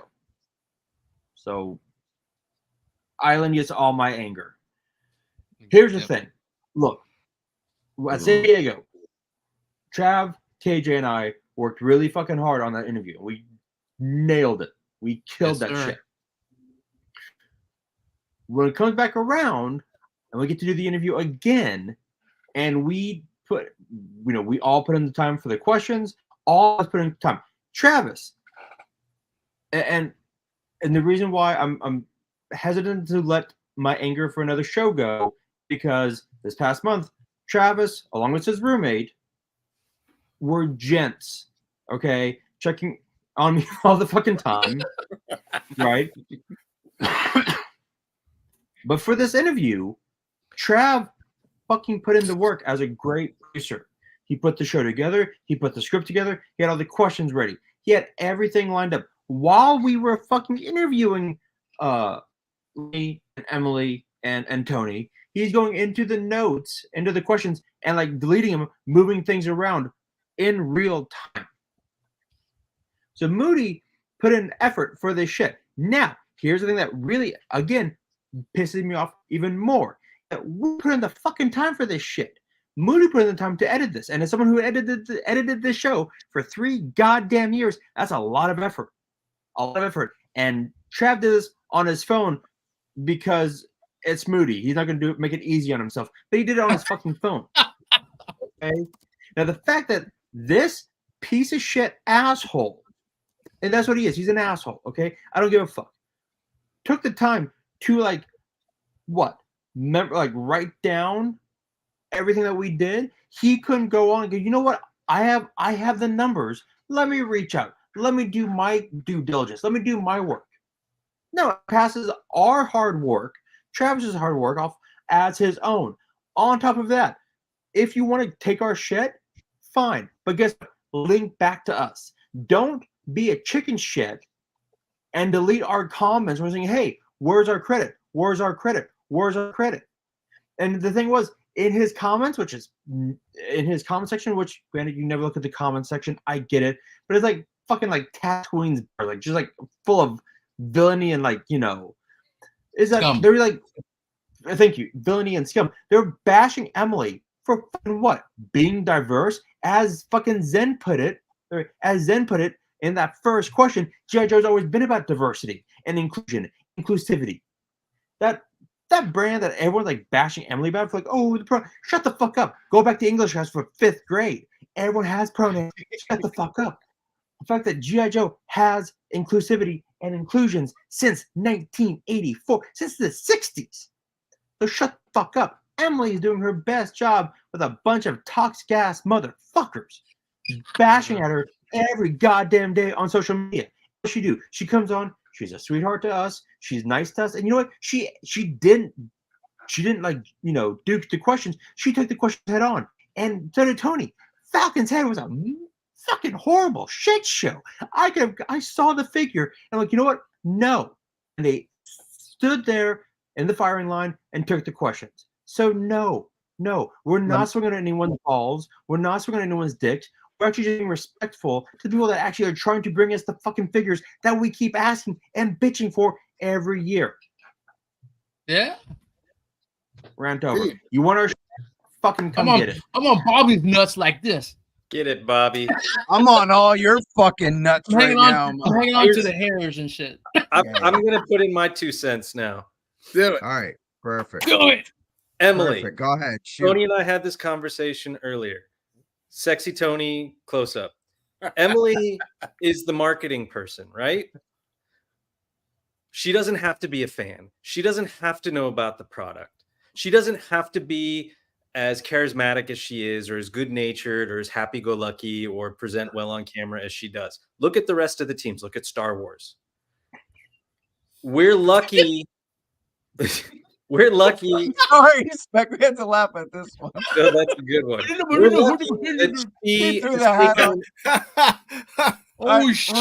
We'll get back to you, Spec. One sec. Okay, Sorry. let Spec go. Let Spec go. Go on. Yeah, go ahead, Dave. We're lucky that she has taken an interest in a liking and gotten to know the product, but she could be like any other industry. Do you think? I mean, ask. Well, I'm not going to out Baldy and what he does and who he works for and all that other stuff. But ask anybody that works for an appliance company or a car company or whatever, and you look at their marketing people who you never see. They work hidden behind the scenes. Thank you, Dave E. Thank you, Dave. And you know what? I'm going to interrupt you for 1 second. Davey, we did fucking crush it. All right?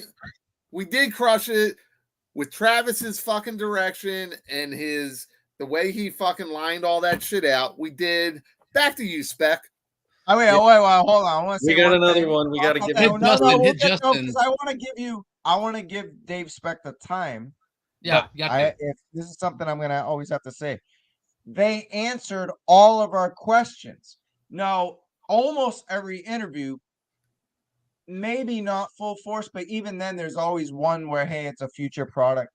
They answered all of our questions, right? And even they gave us like 5 future products without saying no, which is crazy because they're comfortable with us. They we're like, because we're whatever, good people or dickheads or whatever we are. I'm grateful. They like us. That's why. And they're comfortable enough.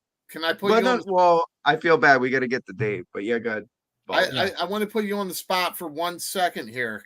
That you have a ton of people saying, "Oh my God, it's a pre-recorded." How much did you actually have to edit that shit?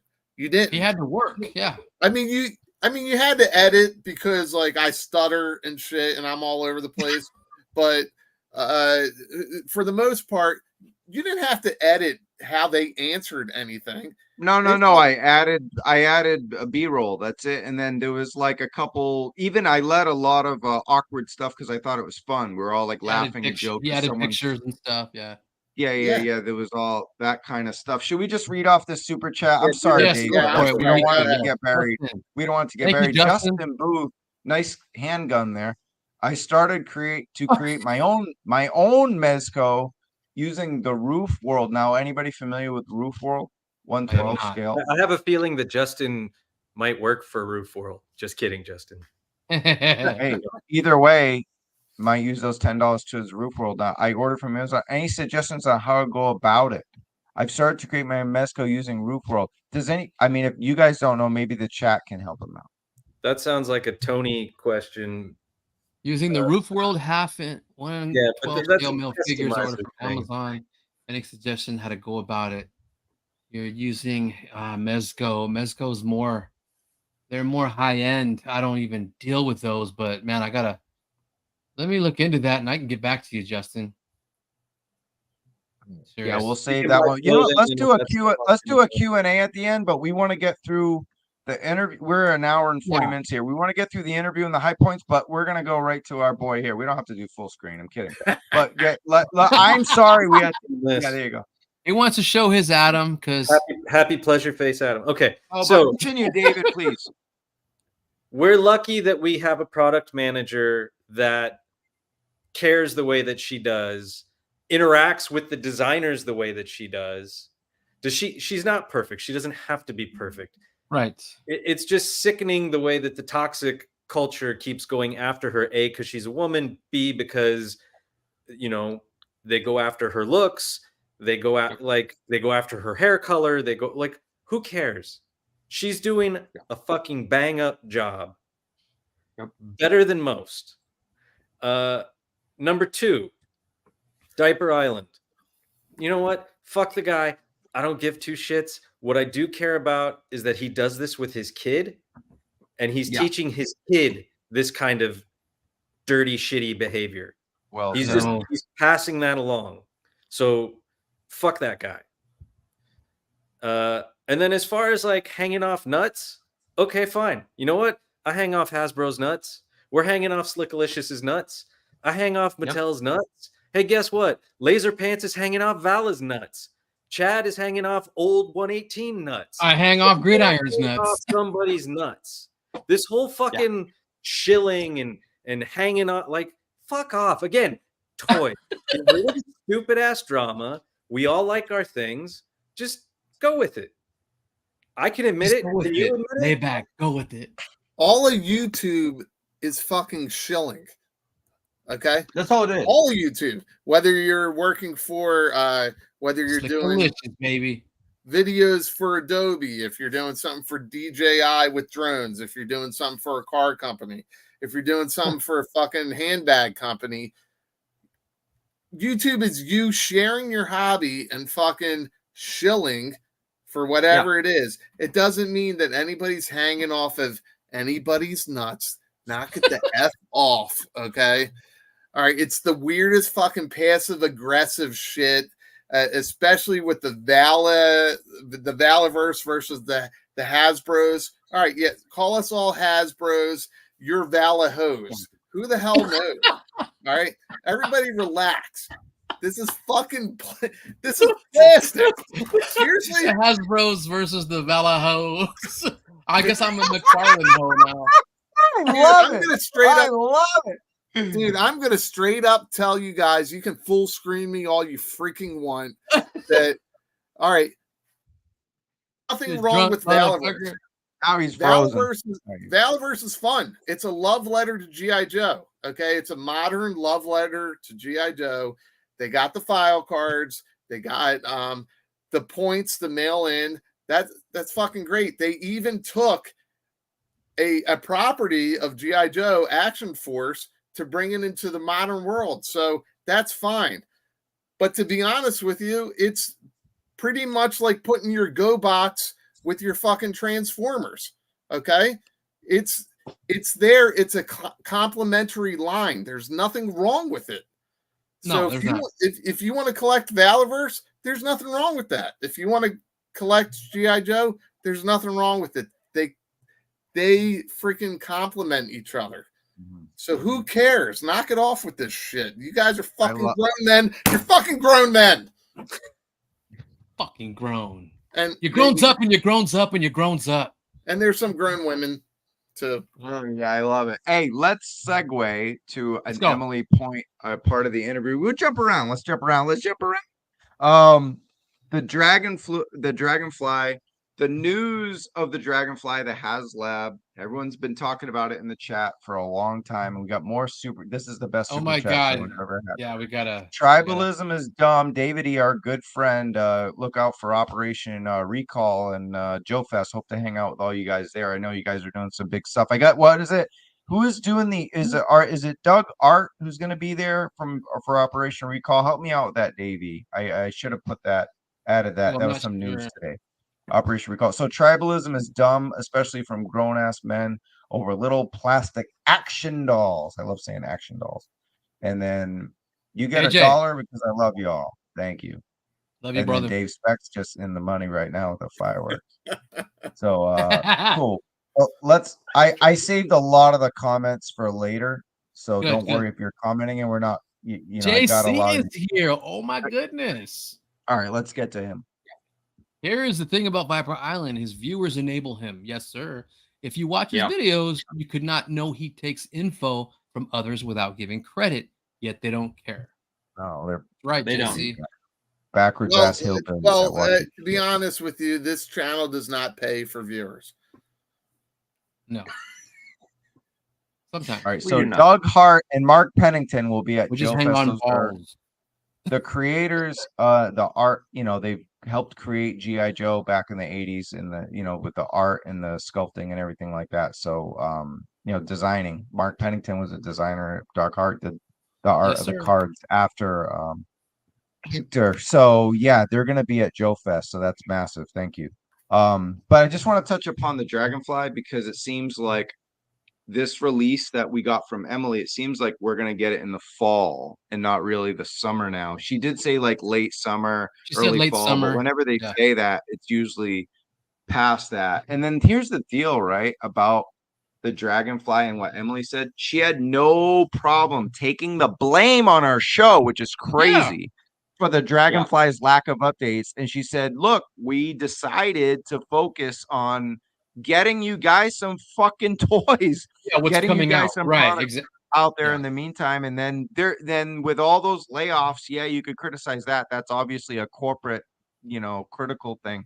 But their team at Joe remains small, like despite, you know, this massive brunt of all these pending releases. They're just so busy, and they have to decide: do we want to get your toys now, or just keep you up to date with all this Haslab? But they had to make a decision, and unfortunately, the marketing for the Dragonfly hasn't matched the His Tank yet. But I think they're going to use the summer. It'll be the summer of the Fly, in my opinion. And I think on Yojo June on, we're going to get a lot of marketing, big push. We're going to see the figures, and I think we'll get it September, maybe October. That's just the vibe I'm getting from the interview. So I definitely, since we were talking about Emily, I wanted to give her props and then talk about the Dragonfly at that point. Yeah, I mean, I think if we're going to get smacked in the face with some nuts, I think it's going to be during June, and it's going to be, you know, it's going to be Dragonfly nuts across the face, and we're all going to fucking love it. And we're going to love it, and everybody's going to love that shit. We got another super chat. Dave E's showing love. Somebody keep it up. I'm bringing the Don Q rum at Joe Fest. I'll see everyone there. Doug Hart also did the Beast Wars package art. Nice. Very nice. Thank you, Davey. Thank you. That's badass, dude. Yeah, I'll see you there, Davey. I don't want that to sound threatening. I kind of said that kind of aggressive. I'll see you there, Davey. I'll see you there. Collector Express. Tribalism got me banned from another channel because they got mad at him for saying tribalism is stupid and collect what you like. Wow, Jared. I'm curious what channel that might be. Oh my god, yeah. Who the hell was that? He'll tell me later. Oh wow. Collect what you like. You know what? For all you goddamn inbox collectors, hey, leave me alone. Fine. No, no, what I want to say is that's fine. Collect how you fucking want. Yeah. Who the hell cares? It's so weird on the Look at him. Ashley, where you at? On social Uh-huh. media, Yeah. when these guys attack each other for fucking taking shit out of the box or leaving I it in know. the box, who the hell cares? You know what? My nuke buddy, Bones in the Necro Zoo from he collects McFarlane, Justice League and everything. What he did with it's on his video. He got a big boa, and he made a video of big boa. He wanted the weights, the 90-pound barbells that come with big boa. He videoed it. He did a short. He grabbed them out of there, went to the garbage, threw Big Boa's box away, and threw Big Boa away. And just kept the weights? Just to keep the weights. Who is this guy? I'm like, this dude, guy. I'm like, bro, I've done that. I've done stupid shit like that. I need this head sculpt. I need this Bruce Wayne head sculpt. Fuck that nasty Batman. Oh man, yeah, no. Bones. Throw it Bones away. Necros, Sell it like, on Mercari for $5 and make your purchase a little cheaper. yeah, I know, right? Yeah. He didn't give two shits. Right after the video, he went back and dug it out of the trash. Yeah, he probably did, fucker. Yeah. Chaz, I'm with you, man. If there's going to be nuts on anybody's face, it should be some Haslab nuts. Haslab. All right, I got two things. So the first thing is, what was that one that we just saw with the subscriber? Shit, where is it? Oh, here we go. Oh yeah. So speaking of that, if you're new, I see 100 people right now watching. If you're new to a Toy Kind of Mood and you haven't subscribed, we are 17 subs away from 2,500 subscribers. We're Nice. almost there. Can we do Damn, a giveaway dude, at I will 2,500? subscribe. We have a giveaway? Do we have a giveaway? No, I was going to say I'll subscribe. We're giving Oh, away. I thought you had something to give nuts away. on purpose. I have a couple giveaways if you want to. Travis Moody will teabag the 2,500 Ugh. subscribers. Hey, You're I welcome have- to Now subscribe. I will. I've got some giveaways if you want, if you're serious. Yeah. All right. We will, if you can get your friends who love toys and G.I. Joe and fucking Marvel and Star Wars and shit, we will do a giveaway at 2,500 subscribers. I like that Be the- shit. There you go. Oh, There a we go. retro carded Duke. Or a retro carded Rakonda. Or and 103. Or Ant. What are we doing, Tony? You want it or whatever. All right. Or. All right. Whoever, so the next whoever thing is, whoever wants whatever you pick. Tony, do a shower show with those. I know, right? the next thing we got to do is ask Bobby if there's anything in particular that he wants to talk about from the interview, because he has to go. He's He in has to Central Time. go. He has I to got go. bound. But You there know, was one thing you did major in the interview, and it's actually, it was the next slide, actually, from the Dragonfly. And you asked them about the Energon Universe, and I just kind of wanted your feelings on that. Like, does the chat think we'll get like a Skybound Energon like subline and classified? I want the chat to answer, and then we can talk about that when Bobby goes, because he's gonna go. But what'd you get from the interview before you go? And then if you want to talk about the Energon stuff too, like you talked with them a lot about that. yeah, like the thing I got was like, it is a symbiotic relationship. Skybound, I think they're just kind of like letting them go, and Skybound is kind of has the, I don't know, not privilege, but like just they've got this huge archive to work with. They know that the classified series is hot. I mean, the rock and roll that we got classified series was drawn right into Duke. I think that when she said, we do talk and we have this great relationship, I took it as that. I took it as, Skybound is working with Hasbro. Hasbro is giving him like, here's what we're doing. I would love to see like Jeffrey Duke. I would love to see more like Energon figures as a subset. That all being said, the way that the Energon Universe, the way that Duke wrapped up, the way that the Energon Free Comic Book Day wrapped up, and I get that people are kind of annoyed right now the fact that the same free comic book that we got on Saturday That's what I did Saturday. It was free comic book day. It is now being like now $3.99 with like a different cover. I get that. That's kind of annoying. But the fact that we are getting a G. Joe comic book soon, the fact that Duke is now over, Cobra's ending, but now we're leading into Destro and into Scarlet. I think that Joshua Williamson is absolutely killing these miniseries. Yeah. And I do like the fact that the miniseries are its miniseries leading into a larger series. And I think that what you've got, like, I haven't read it yet, but dude, Transformers came out today. I haven't read it yet, but you know, I will get on that. I have. It's fantastic. Yeah. And here's the thing: I have never read Transformers before, but Daniel Warren Johnson killing it. Like the Energon Universe is fantastic, and the way that they're like weaving and it's just fantastic. And look, I will say that right now, after X-Men 97, the way that episode ended, I called where they were going with this. Holy shit, if he did a G.I. Joe cartoon, it would blow up. Hey, Bobby. I'm not a huge fan of the crossover between franchises sometimes. Same here. You know what I mean? But this is the absolute best version of Duke that we've ever gotten in any type of media. So I'm all for it with the Transformers. They freaking nailed the writing in Duke.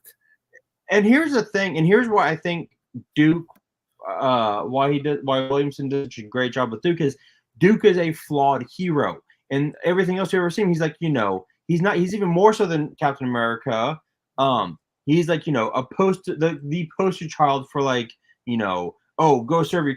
But Duke is a flawed hero. He's seeing some shit. He is not perfect. However, he's trying to be better. Yeah, he's trying to be better. And I think that, and instead of just jamming a square, a circle into a square hole, they've meshed the Transformers and G.I. Joe universes into such a wonderful symbiotic crossover that it makes sense. Like when the Transformers come, like we'd all be scared shitless if giant robots were, traipsing alongside, Arizona or Utah. But Duke is like, all right, this is some crazy shit, and everyone thinks he's a conspiracy theorist. No, he wasn't. He saw a jet fighter transform into a robot, kill his buddy, and then transform back into a jet. That would mess anyone's mind up. Bobby, they freaking nailed that story. When I read that first issue of Duke, I think most people, like, it took them fucking 42 years to get Duke right. And it took a fucking crossover with Transformers to get it right. This really got to pick these comics up. It's the best version of Duke. Yeah, guys, I'm sorry that we're not doing the comments as well because I've had a liquid diet for like 12 hours now. I saved a few. Here's one I'm just going to answer really quickly. Yes. Yeah, I think like they're going to be, and then that will open the door from what Bobby's saying is that will open the door to the Energon Universe if we get a Humongo Mercer, because that wasn't the case in the regular line. So no, he's freaking big in this damn comic. What a cool name, Rachel Salinas. I'm not going to say it anymore. It's Carlos. Yeah, you just fuck. Dude. Tony, they just announced that the first trade paperback for Transformers is about to come out. Oh, hell yeah. Get it. That'd be dope. And then I know you guys will get into it at some point, I'm sure, because Skybound announced that they're doing the compendium. Oh, there you go. Compendium. Yeah. I don't know if Bobby has to go, though. Hold on. Bobby, I don't want to hold Bobby up from having to go. Do you want to talk about this compendium or do you got to run? I'm just saying it looks great. I haven't read any of the old Joes, but I do have to go because I have an early morning. Well, this is your turn to grab a compendium if you didn't read the old Joe comics, because now you can be either on the Joe side, which I think you're going to be, or the Cobra side. And for those in the chat, which compendium are you going to back? And even if you're not backing it, are you Joe or Cobra? Joe. Bobby, we're going to say goodbye to you and good night and thank you. Peace out, y'all. Later, All right, brother. Bobby. Have a good night, buddy. Love you, bud. Since they put that Mike Zeck Snake Eyes, that's the one I'm going with. The other ones, I think, are Herb Trimpe. I have a Commander. feeling more people are going to go Cobra. What do you guys think? I don't know, dude. Mike Zeck. The Snake Eyes one is pretty sick, though. It's a sick Yeah. cover, but I yeah. remember that old school Cobra, but the Joe cover. art is nicer. Yeah. So KJ was just, I was going to say, Skybound announced that they're going to do a Transformers compendium as well. I don't know if it's going to be a Kickstarter like this with leatherbound and all that, or if it'll, or because G.I. Joe is also doing just a regular paperback compendium, right? Mhm. And then this is like if people want a special hardcover. Is that what I? Right. That's exactly These it. are Yep. these are collecting the old Real American Hero comics from back in the day that I'm collecting single at every toy con there is, right? They're putting them in this. That's what this is, right? It's Yeah. it's the Marvel run up to 150, right? Including any annuals and any Transformer crossovers, I believe. So it's not going all the way through IDW, all the way to 299 or whatever. We don't know Going to yet. 155, right, or whatever. I think we can be corrected in the chat, but I'm pretty sure it's the I entire. don't think they Marvel gave the run. details. It's a Yeah, it's Marvel Marvel. run, but I'm not It's sure. Marvel run, but they haven't given full details. But it will include like special missions, one shots. It's gonna. So I think the difference between this and the paperback's like 1 through 55, and then you have to Yes. buy another compendium where this will have everything in it. But I also heard it's a box set as well. Right, Matthew. How you doing? Love you, bro. Yeah. So far it goes to 155. Yeah. So, but I know the paperback only goes to like 68 or something crazy. It's like half. But yeah, I think there's Marvel run only. If you get the 3 POA version, it comes with 2 CDs. What? Nice. Yeah, to see these nuts.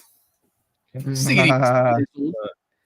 I think I have the first 8 or 10 of the original trade paperbacks, not the original, but whatever the ones that got put out years ago. But I never finished. Well, not hardcovers, but yeah. Yeah, I never finished that run, and of course, now that they've been out of print, people are trying to get like $100 a trade, which ain't happening. Pop Blender, I love you, bro, but I'm gonna. Pop Blender because Snake Eyes is Wolverine. He's Batman. He's not. I get it. What Pop Blender's saying. I love you, Pop Blender, but I'd rather Hawk be the face of G.I. Joe. Thanks, JC. Gotta go. Later, guys. Keep having fun. Yo, Joe. We'll definitely say that again. That's awesome, JC. Thank you.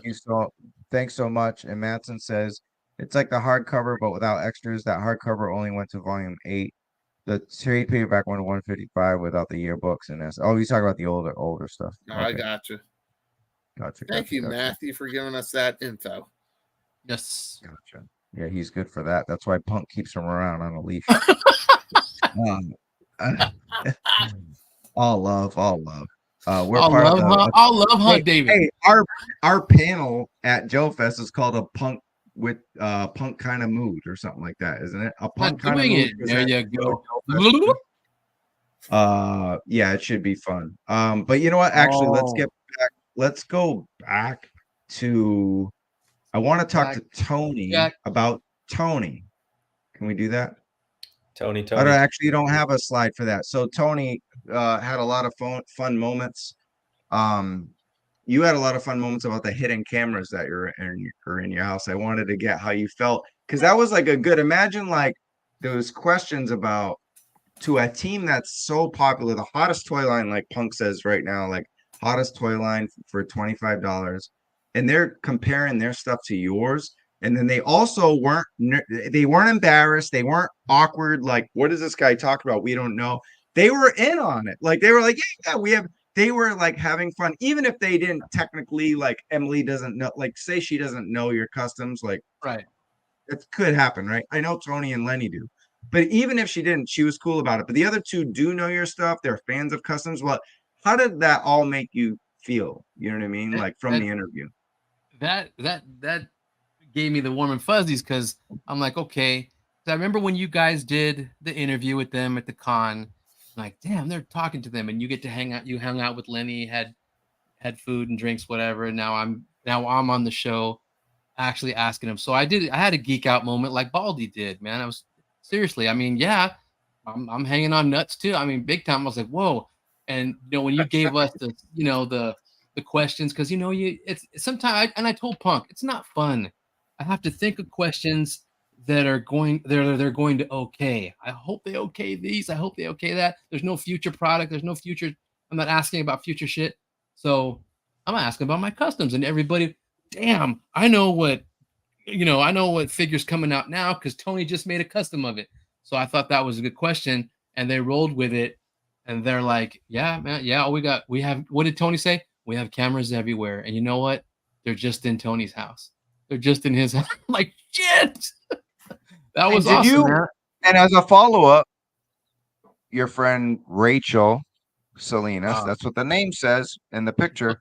There was a good discussion on painting techniques from the other Tony Tony Colella, that normies would know. Did you learn anything from that? Did you already know that technique? Was it like, did you have to, are you going to watch the replay and like learn that yourself? Or like, what impact, did that have any impact on you? Or you were just like, that's cool, that's what you do? Like, I was like, hey, he's preaching to the choir. He knew exactly what he was saying. And those are 3 direct techniques that we mostly all use when we want to get more detail.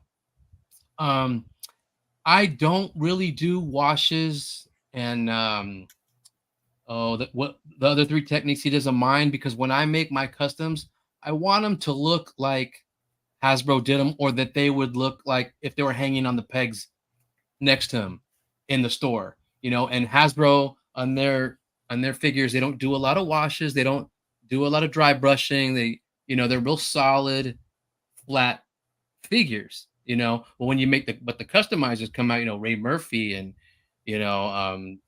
everybody else, Giles, they do the washes to make it really, really detailed. So when he kind of schooled Emily on that, and Emily was like, he was telling her what's what, and I'm like, yep, that's right, all 3 techniques. I'm like, that was the breath of fresh air. I'm like, and everybody was watching, that's those 3 techniques a lot of kick-ass customizers do. I've recently started doing that with this Roman dog I'm doing for Punk. I'm making him a Roman figure out of junkyard, and I used some dry brushing. Yeah, that's dope. Yeah. Well, you know what, Tony? What was cool about it was she was learning something too. Right. It's me. What's that? She was learning something too, and she was learning, and she got totally sucked into it, man. Oh, big time. She was looking at him right together, and he was telling her everything. That's the painter sculpt. I mean, he doesn't do sculpting. It's the painter talking to the marketer, and she was all in it, like, oh. And I'm like, you know what they told us? They said straight up, only give us softball questions. Please ask about dry brushing, and we did it. Yeah, we did, and we did. He gave us all the go ahead for Blitz.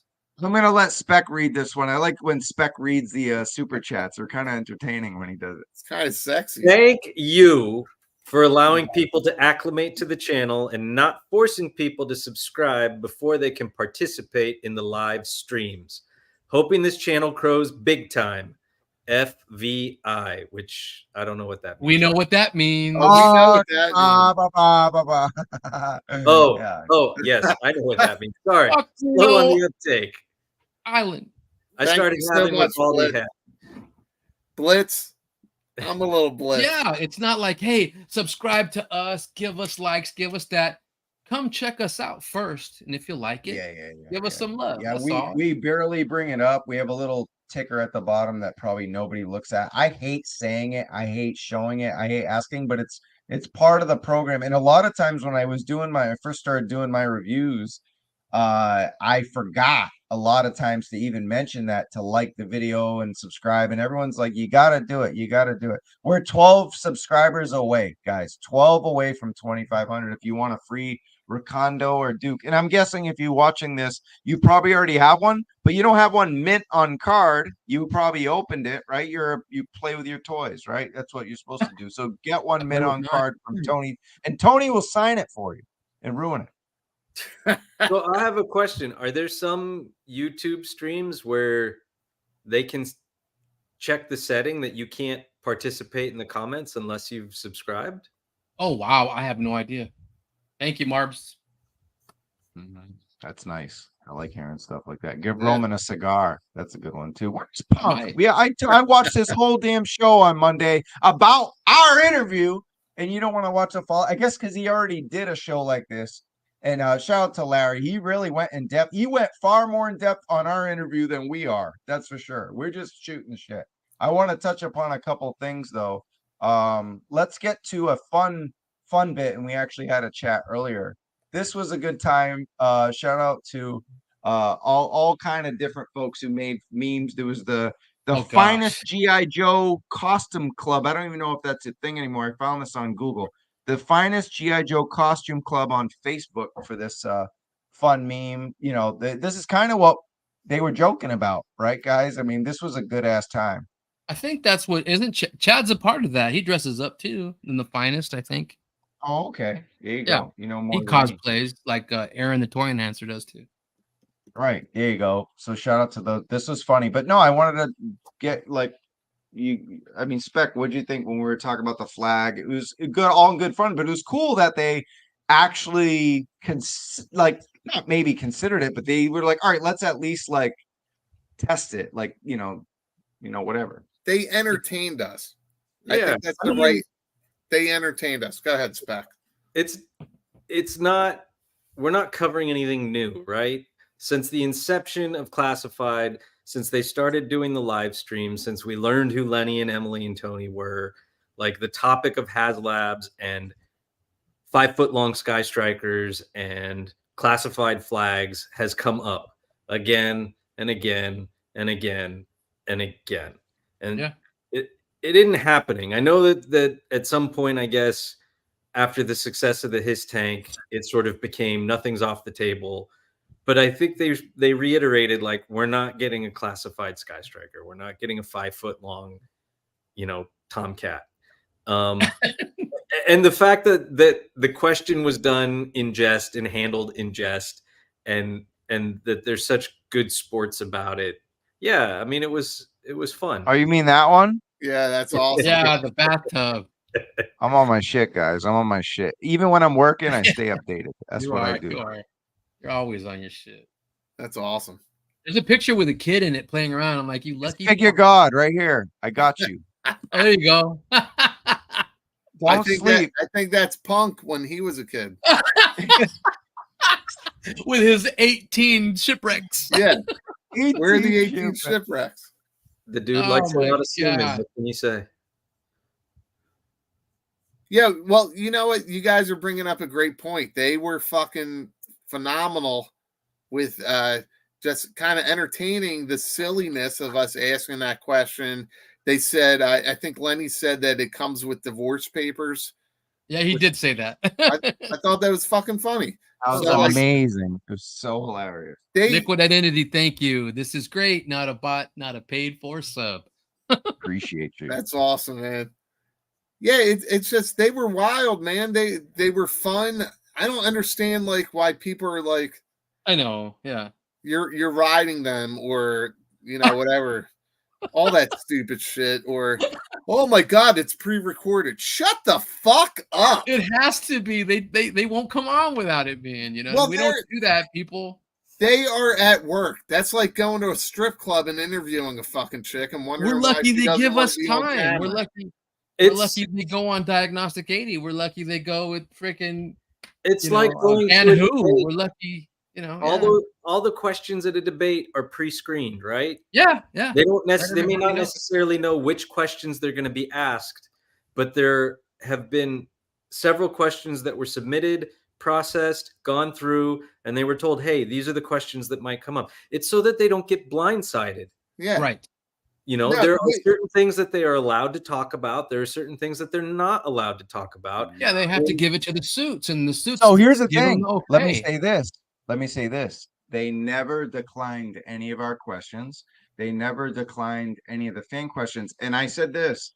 I said the last time we interviewed you, it was great. We got a lot of behind the scenes, but we got a lot of and you guys talking about future products. And it was Tony and Lenny on a Terradrome. And I was like, I always thought I watched other people's interviews with like Adventures in Collecting. Shout out to them, shout out to Full Force. And when Emily's there, the guys are more loose. And because Emily's not like their boss, like I think John Warden is and the Hasbro execs, but she's like the global brand manager. So you as a designer, so say WWE, Bill McKenna isn't gonna say something to you on a podcast unless Steve Ozer's there. Steve Ozer's the global brand manager. Those are my two homies right there. So same thing. If Emily's there, Lenny and Tony can be like, Emily, are we cool with this? And then she's like, yeah, because she knows from like corporate and stuff. She's their connection to corporate. They're designing, they're working on the toy. They don't really know exactly all the time what they're allowed to say. Emily knows exactly what she's allowed to get away with without like pissing off her bosses, right? So I think having Emily on, and she was amazing with everything. So like beyond just getting her permission, it was great to have all of them. And I think that's why once she created that relaxed atmosphere, they were like, all right, shit, we're gonna play with toys that we haven't released. Yeah, it's a 118, but you know, we'll get into that. We were gonna name drop this. They were so cool about all this stuff, which they wouldn't have been if Emily wasn't there. You know what I mean? Like that was definitely key with that. And this is true. Who cares if it was pre-recorded or not? They didn't have to answer freaking shit. And I'll tell you, Travis did the edits for it, and really Trav, all you did was really add a few things. I cut out dead space and stuff like that. You know, actually, you know what I did? Lenny actually didn't have a Snake Eyes in his hand. He had a Falcon classified in his hand, and I manipulated that Snake Eyes version 4 in his hand. And then actually when we asked for the name of reveals, the interview was over, but I'm good at AI. So I used an AI program and they gave us name only reveals because I'm just fucking brilliant. You know what I mean? So that's kind of how we got all that stuff, man. Cause I, pre-recorded, I'm a genius. No, they were very gracious. I thought all of you guys killed it. I was very, I appreciate you guys including me on this. And, it was so much. That was last minute. That was a last minute decision, but I was like, how am I going to have the best G.I. Joe classified reviewer on as a host or a member of a Toy Kind of Mood and not have him there to talk with the creators and designers and marketing people of G.I. Joe classified? It's like, I have to have Baldy in there. And then I wasn't sure if I was working, and that was like the best thing. And then once I just took the day off, I was like, let's all do it. And when they gave us more than a half an hour, I was like, we can do this. And it was cool. I'm so happy that we split it. Everyone got their time to shine. It was us 5. Like, you saw how hard it was for everyone to talk tonight. You know what I mean? Yeah. So except for this, that's why I had you guys do the Star Wars by yourself. It's just 5 of us. It's hard. Yeah, so, it's a lot of us. Did it. Yeah, there's a lot, and like I said, I appreciate being included, and they were totally gracious. You deserve it. It felt like hanging out with you guys when we're doing like the behind the scenes chat beforehand.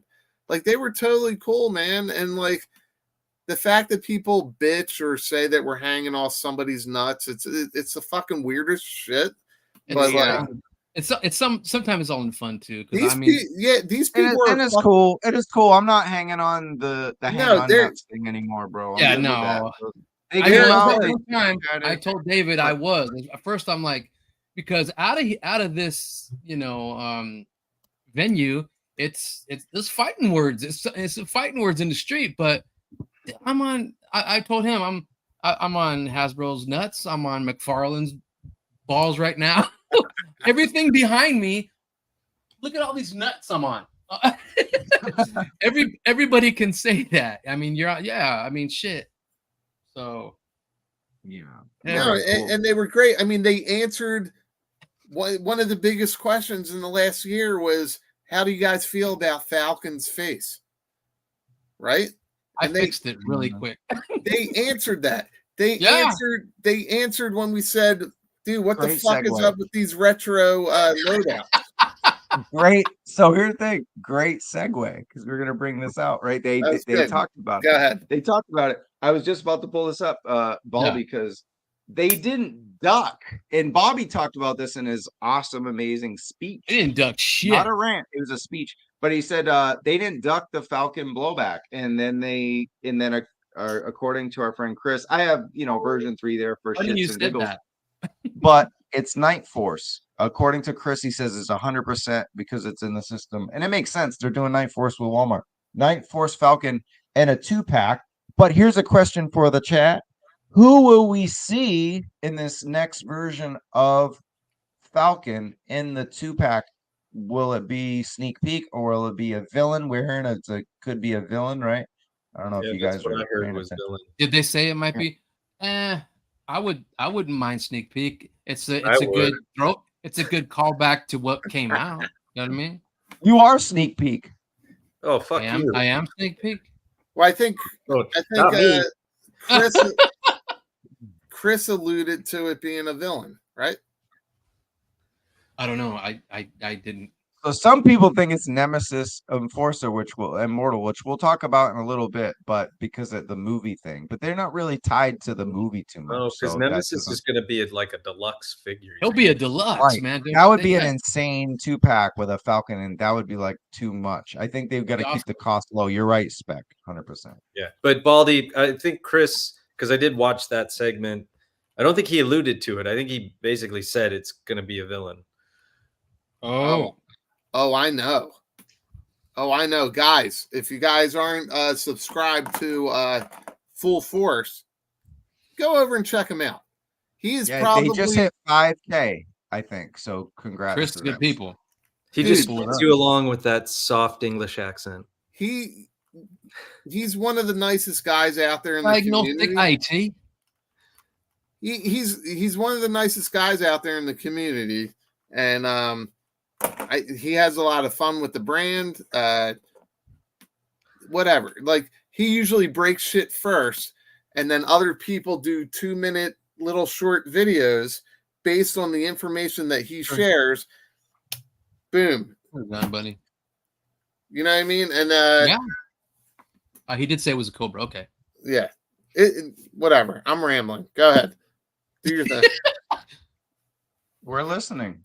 I think you're fine. Yeah, I think two heroes would be better for Night Force. Yeah, but can you imagine one Night Force? I don't know how I feel about the villain. Well, I mean, how do you feel about the Cobra versus Joe 2-pack? That's new territory, which is interesting, right? Well, you have to, the Night Force. Like, what was the antithesis to that from Walmart? It was the Crimson Alley Viper. It was the Mole Rat. So it's got to continue something with underground and caverns and dark energon, right?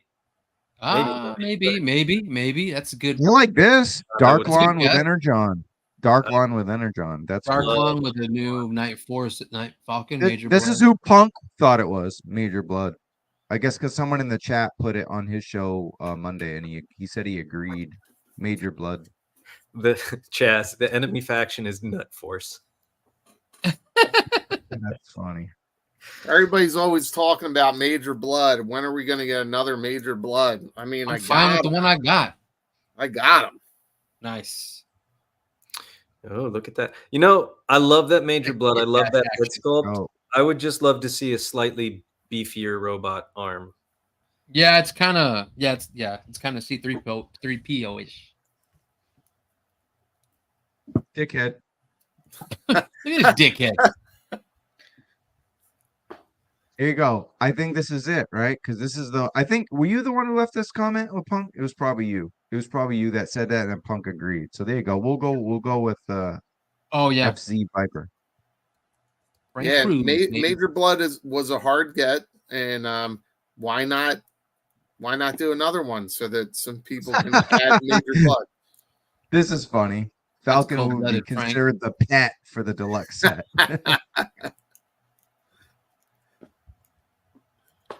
Diaper Island comes with Falcon. That would Let us be the know, best Mr. case Magus. scenario. Let That us would be know. a Kmart exclusive. Kmart Canada. Freaking Yellow Front exclusive. Crimson Guard Immortal from the Greatest Evil. Deep cut. Yeah, it is. A lot of great suggestions. Yeah, but not forced. Nut Sorry, forced. I'm way behind the chat. This is 110 people watching us at 12:30. Thank you guys at for night being here. on It's freaking YouTube. awesome. Thanks for joining us. Yeah, you know Amazing. what? Fucking, we love you fuckers.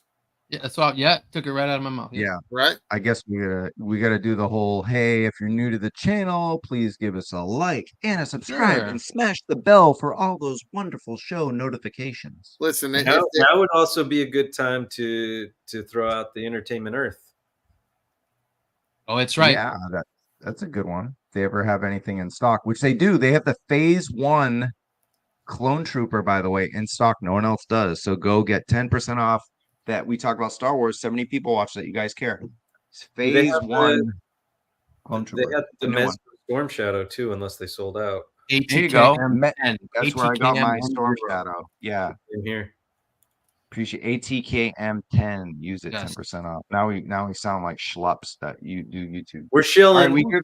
We're Are chilling we like good with? I think we're good with Falcone. Let's go to Falcone. the biggest news from our interview was Lenny playing with a toy. I missed So, that. I missed totally- it too, to be honest. Gotcha. But how do we? I was looking how at do his we Crom feel? t-shirt. How do we feel about a Snake Eyes version 4? I know, bring all the Snake Eyes there, but I know Punk clowned this version. I think because of the the utensil that's riding on his back. But if you look on the far right at the 1/6 scale there, clowned that's at the- more of a classified looking version, right? This was the last Snake Eyes I ever got. That's what I'm talking about, Ken. That's my So- word, baby. I kind of dug this one. I wouldn't mind getting this one. I'd like to get a version 3 first, but Yeah, I'll exactly. take this one. Just don't come with that Moby Dick harpoon on his back. I don't know.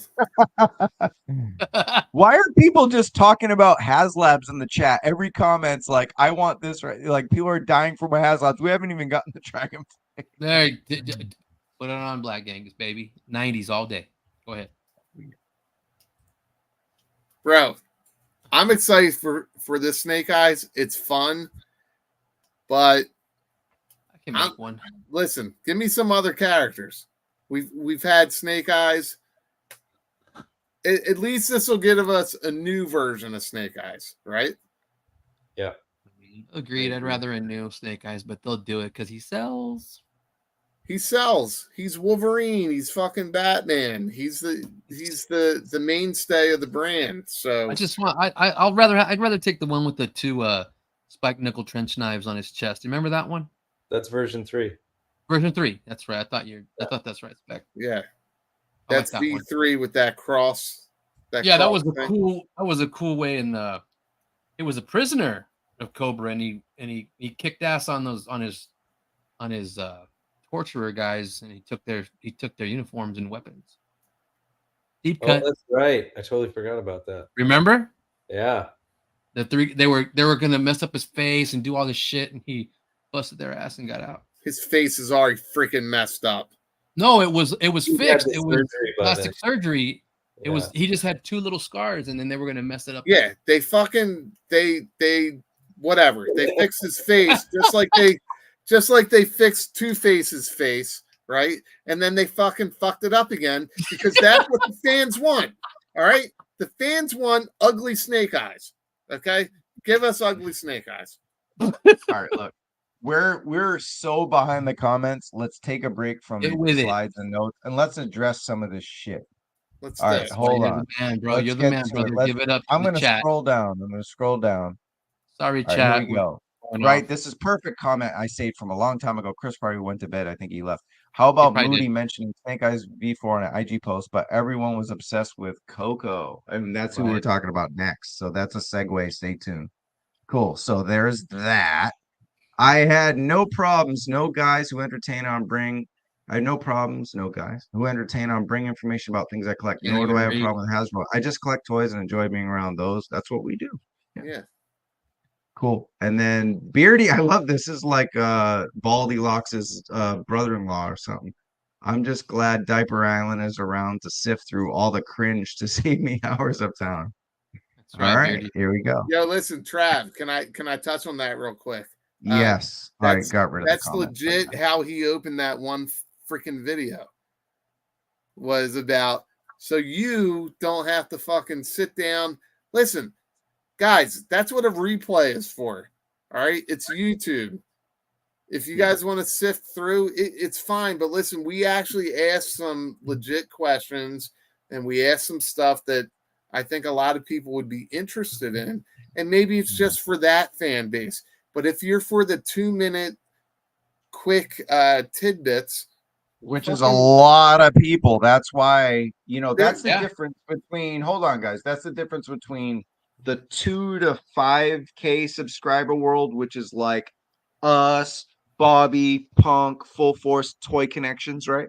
And then Right. there's that like 15 to 20K because it's like for the ADD people who just, all I want to know is the name only reveals. That was the comment I got the most. And it was like, you don't see the picture I'm posting. That's how stupid some of these people are that watch Viper Island and some of these other channels that are 1-minute videos and 5-minute videos. They don't even look at the fucking picture I'm posting to see the name only reveals. It's a picture of Falcon and a picture of Cobra Commander, and you're asking me who the fuck are.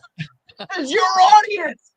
Viper fucking Island and the other guy. This is your fucking audience. Is people who don't even understand the fucking pictures. It's fucking nuts.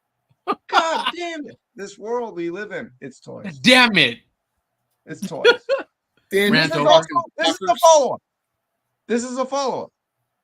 Viper Island Swiper and Island. other people aren't thrilled because they can't get the interview. Well, it's because you trash on the company. You do Steal. clickbait. Even if it's news about their product, it's clickbait. It's not warm. It's not charming. It's not part of a real community. It's not comforting to Hasbro. You're making money, and that's all you care about is making money. You don't care about in waking up every day and enjoying the community like we do right now. Like, you're just trying to make money. And how much money are you making on YouTube? Like, you did 20 years of TV production and you have a YouTube channel that's 15,000 subscribers. Like, where's your fucking, you must have saved a lot of money because you're not making enough to have a fucking house. You definitely live in a fucking studio with your kid doing the fucking show every day. Yeah, God you know damn what? it. Knock it off. Knock it off, you nerd. Knock it off, Anyway. you nerd, with your diaper. All right, let's move on. Oh, hold sorry. on. Well, let's go down Okay. the aisle here. Michael Flores. Just wonder if anyone wanted to ask if the Transformer Joe collaborations would be based on the Energon comics. That's a good question. That would have been one of our fan questions, but we're getting it now. We interviewed them last week. What do you? Well, how about Spec?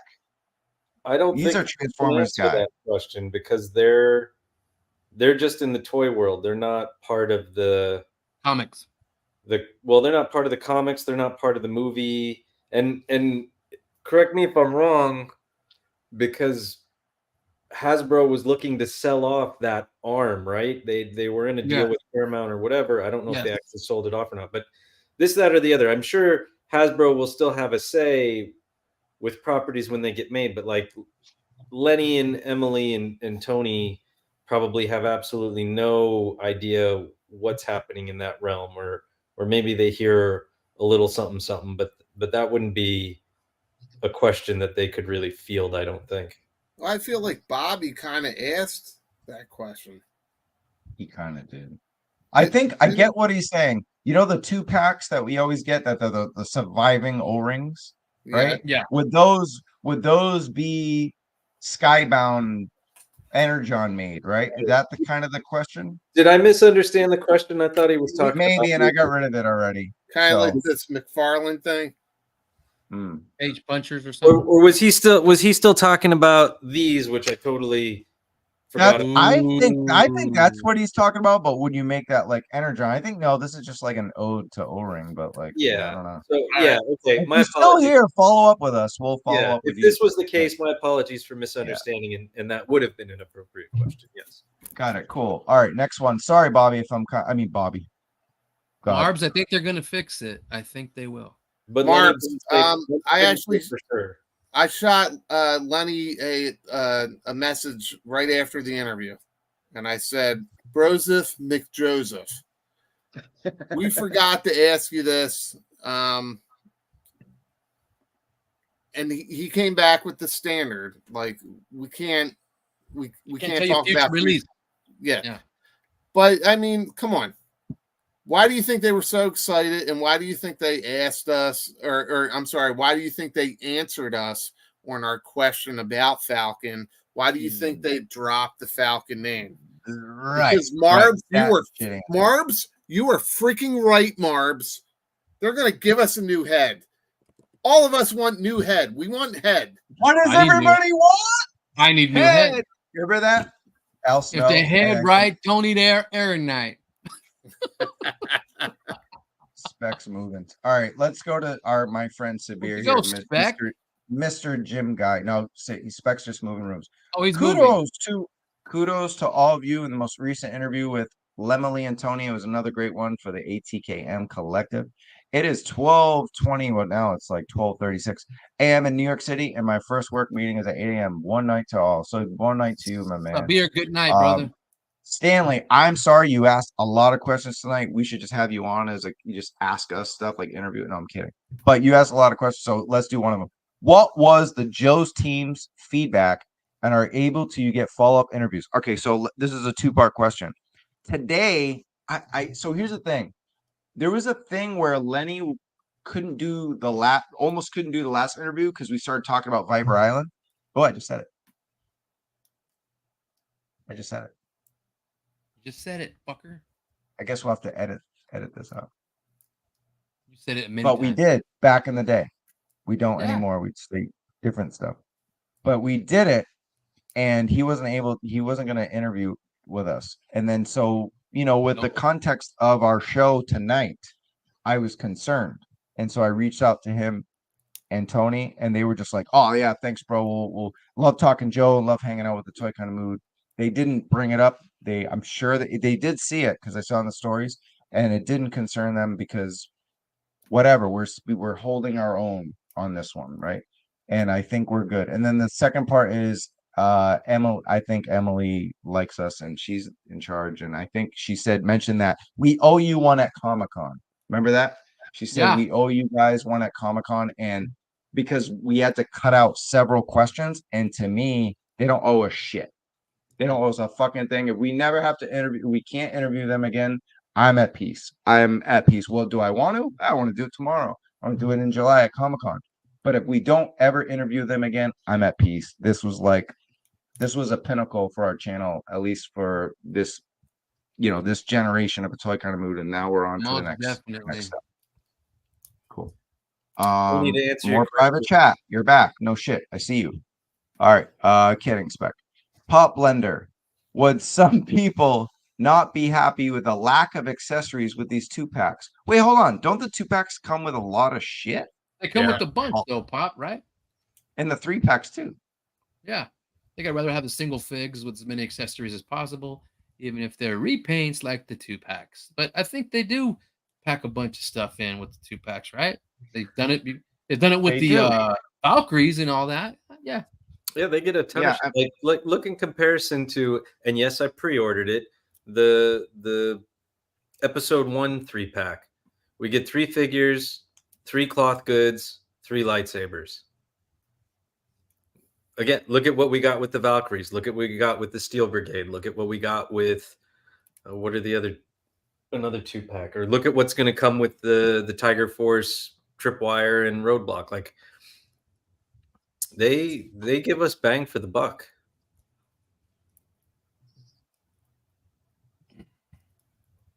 That's all I had to say about that. Oh, I thought other guys were going to follow. All right, one last one before we get back to the regular chat. Moody, will Hasbro launch the next Joe Haslab before after. Well, they did that. They do that every time, don't They they? do that all the Don't time, they yeah. always announce something before the other one comes out? Didn't they announce that we just got his tank and we Yeah. knew about the Dragonfly before Yeah. that, right? Am I wrong? Yeah. No, you're Cool. right. And think you that know, answers that. everybody's worried about the time frame with the Dragonfly. So if you guys remember at all, the hiss was due in fall of 2023. And fall ends right around what, mid? It's like right before Christmas, right? There you go. We nailed it. Sorry, Michael Flores said O-ring collaboration, so we addressed it. Yep. Yep. So yeah, I would say no. I think it's just an ode to the O-ring with a retro card, and they're kind of like, that's it for O-ring. It's going to Super 7, and they may keep doing the Transformer shit, but that's about it. This is what I'm thinking too when I asked them about the rubbery fucking weapons, and they said, "Yep, they're getting phased out by the end of 2025. They'll be done." And that's when he started talking about the durometer of the plastic and all that stuff. So yeah, hopefully we'll see a much sturdier weapons going forward after 2025. Just wanted to put Mr. Madgus up there. Baldy. Could Falcon be in heavy face paint? Sure. If he's a Night Force, But Stanley, wouldn't you like to see all right, let's give us the Night Force, maybe that paint, but give us a second head. We could throw it on our old Falcon. ugh. Ugh. You know what I mean? Oh, Look at Travis, Moody stripping over Travis here. is trying to make our guests wet. Vin Diesel, baby. All right. Hey, Spec, you have a question? Oh, my You bad. did. Isn't there a rumor of Optimus Prime as a mob? I kind of heard that rumor.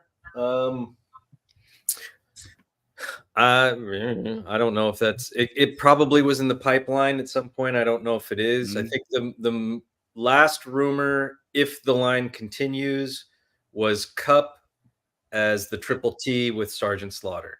That's right. That's the last thing I heard. Remember the picnic to start it off because they got it was like I forgot I was want it a like picnic. Abbott I want was a like picnic right now.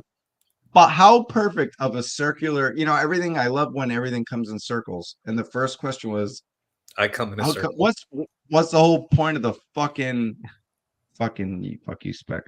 What was the whole point?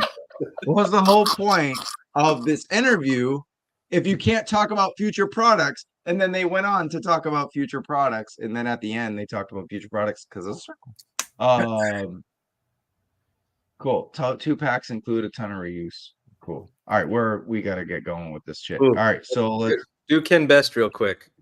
yeah. I don't know where. Yeah, I was looking at that one.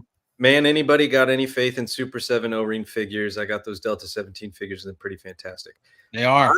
I'm not sure if we should be having any faith in Super 7 as a company for much longer at this point. Yeah. They're in trouble. Actually, we still wish Chad was here so he could talk about it. That's what we got to talk to him about if he joins us in the Terror because it was that whole thing on Punk with Toys was talking about it, right? I kind of missed it. But Let's bring that passionate O-ring guy on. Bring him on. Bring that. You mean bring on Brian? Sad guy on. Travis this fucking Moody. At 6:42 p.m. Mountain Standard Time. Travis Moody, you're a fucking dickhead. At 6. I am a dickhead. That's why I love you, Chad, because you're. Yeah, he is a dickhead sometimes. Yeah. I'm a fuck. Look at these guys. No comment. Do I look like a nice person to you? No, I'm a fucking dickhead, bro. Like, are you kidding me? That's awesome, man. Wow. What am I about, bro? That's what I'm about, son. Being that dickhead shit. Chad, let's have some fun.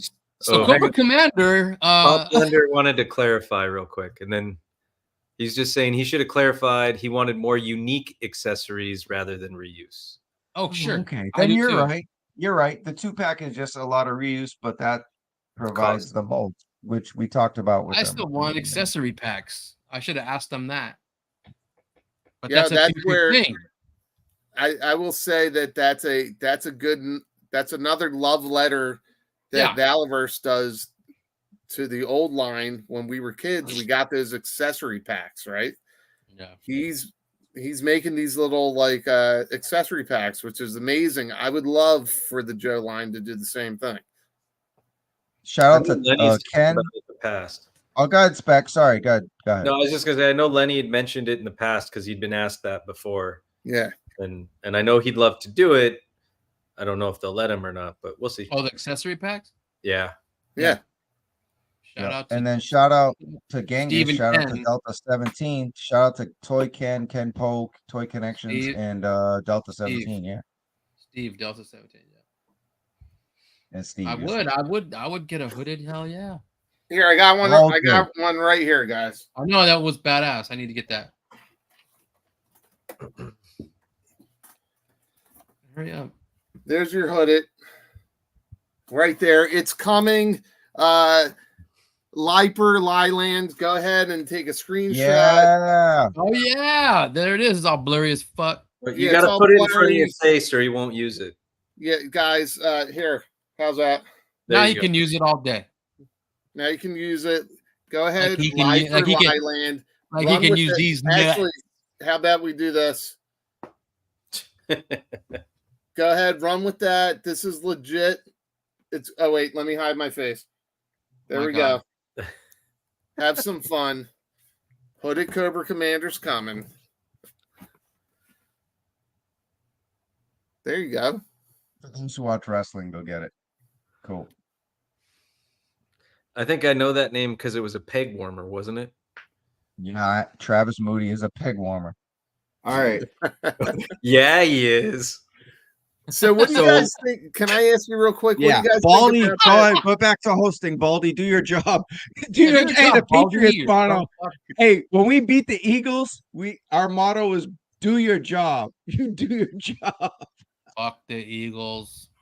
I love the Eagles too, but go ahead, Baldy. know Do you your bitch. job. I don't know. I was with somebody early this morning that worked with Iverson, and every time we see him, he goes, "Practice, practice, Yes. practice." We didn't practice this shit today. So anyway, what do you guys think of that armored Cobra Commander? Do you guys want him? Do you want Yes, him? I need that one. Do you I want hope him he to be comes Fred? with an unmasked head, a Fred series head. That'd be better. Fred. Fred 7. Need to come with a Fred 7 head sculpt, or I'll just put one on there.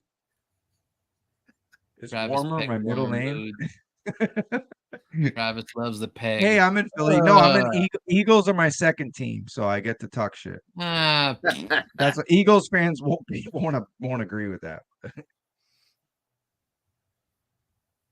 You know Lifer- what? I want used car salesman, ponytailed, aviator coat wearing. sunglasses, mustached, fucking Cobra. Hell yeah. beret wearing. I think Oh, yeah. Roel, right? Yeah. Roel Robles. Robles? Yeah, he made the Cobra Commander with the ponytail and everything. You do a Destro to match his short coat Yeah. and his fedora. That's right, Mr. Magus. Hell yeah. She did say a shiny did one. say a See, shiny that's one. the thing.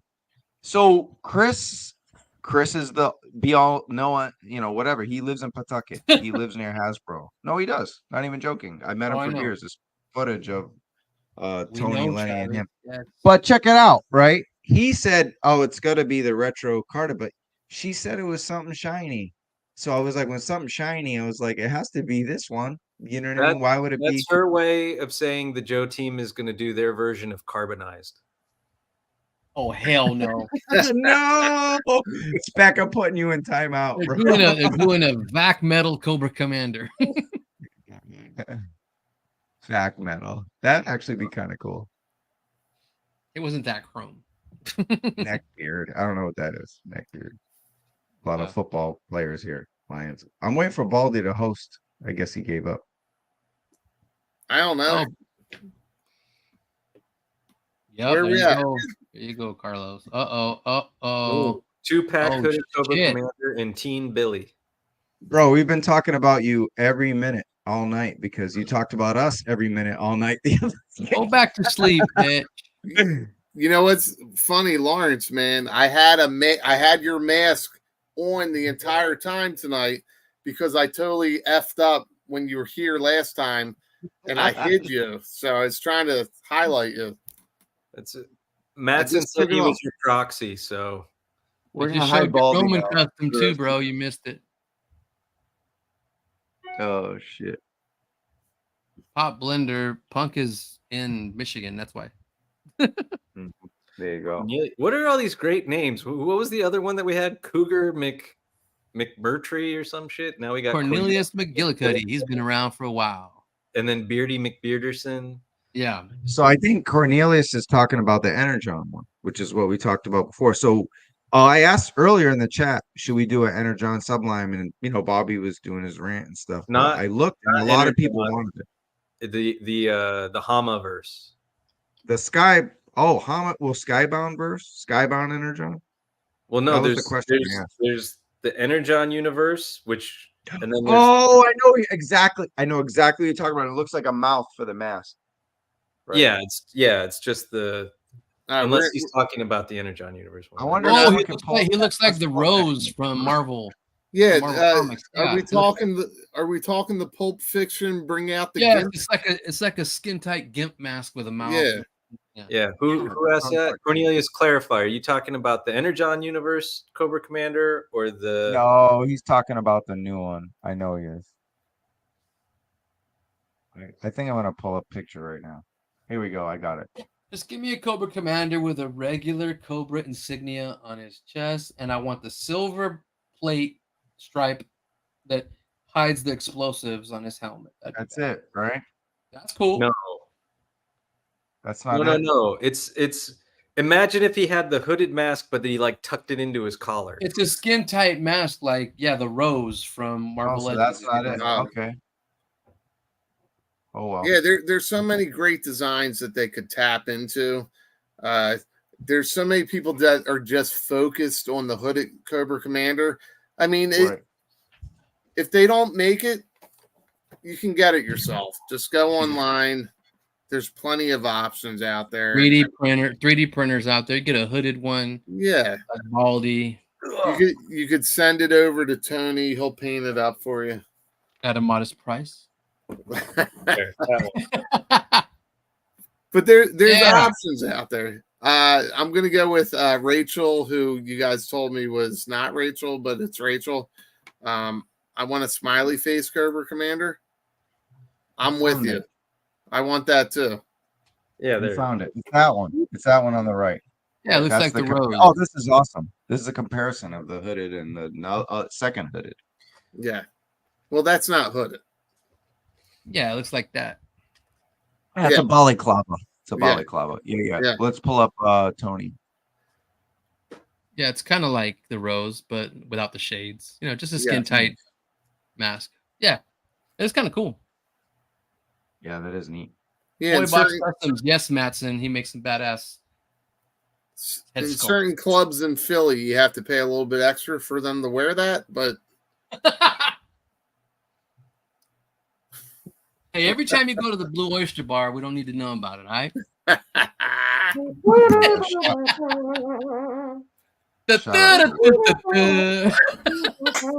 woo!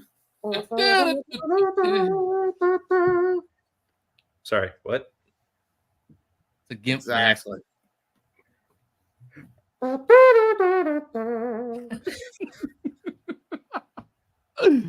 Oh shit, Matthew, That's it's in your That's underwear a great drawer. question. Bring Consider- out the gimp. That's I know what scene he's talking about. It's got Roadblock. It's got Stop it. Cobra Commander. It's got Wait, is it Gung Ho? And who's PPD? Oh, Pimp Daddy Destro.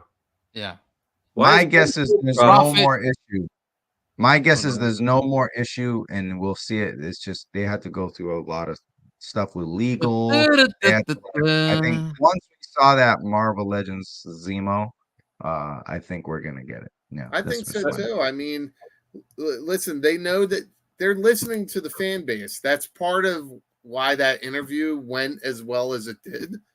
because I feel like they're fans. They're listening to the fans, and they're going to get to it.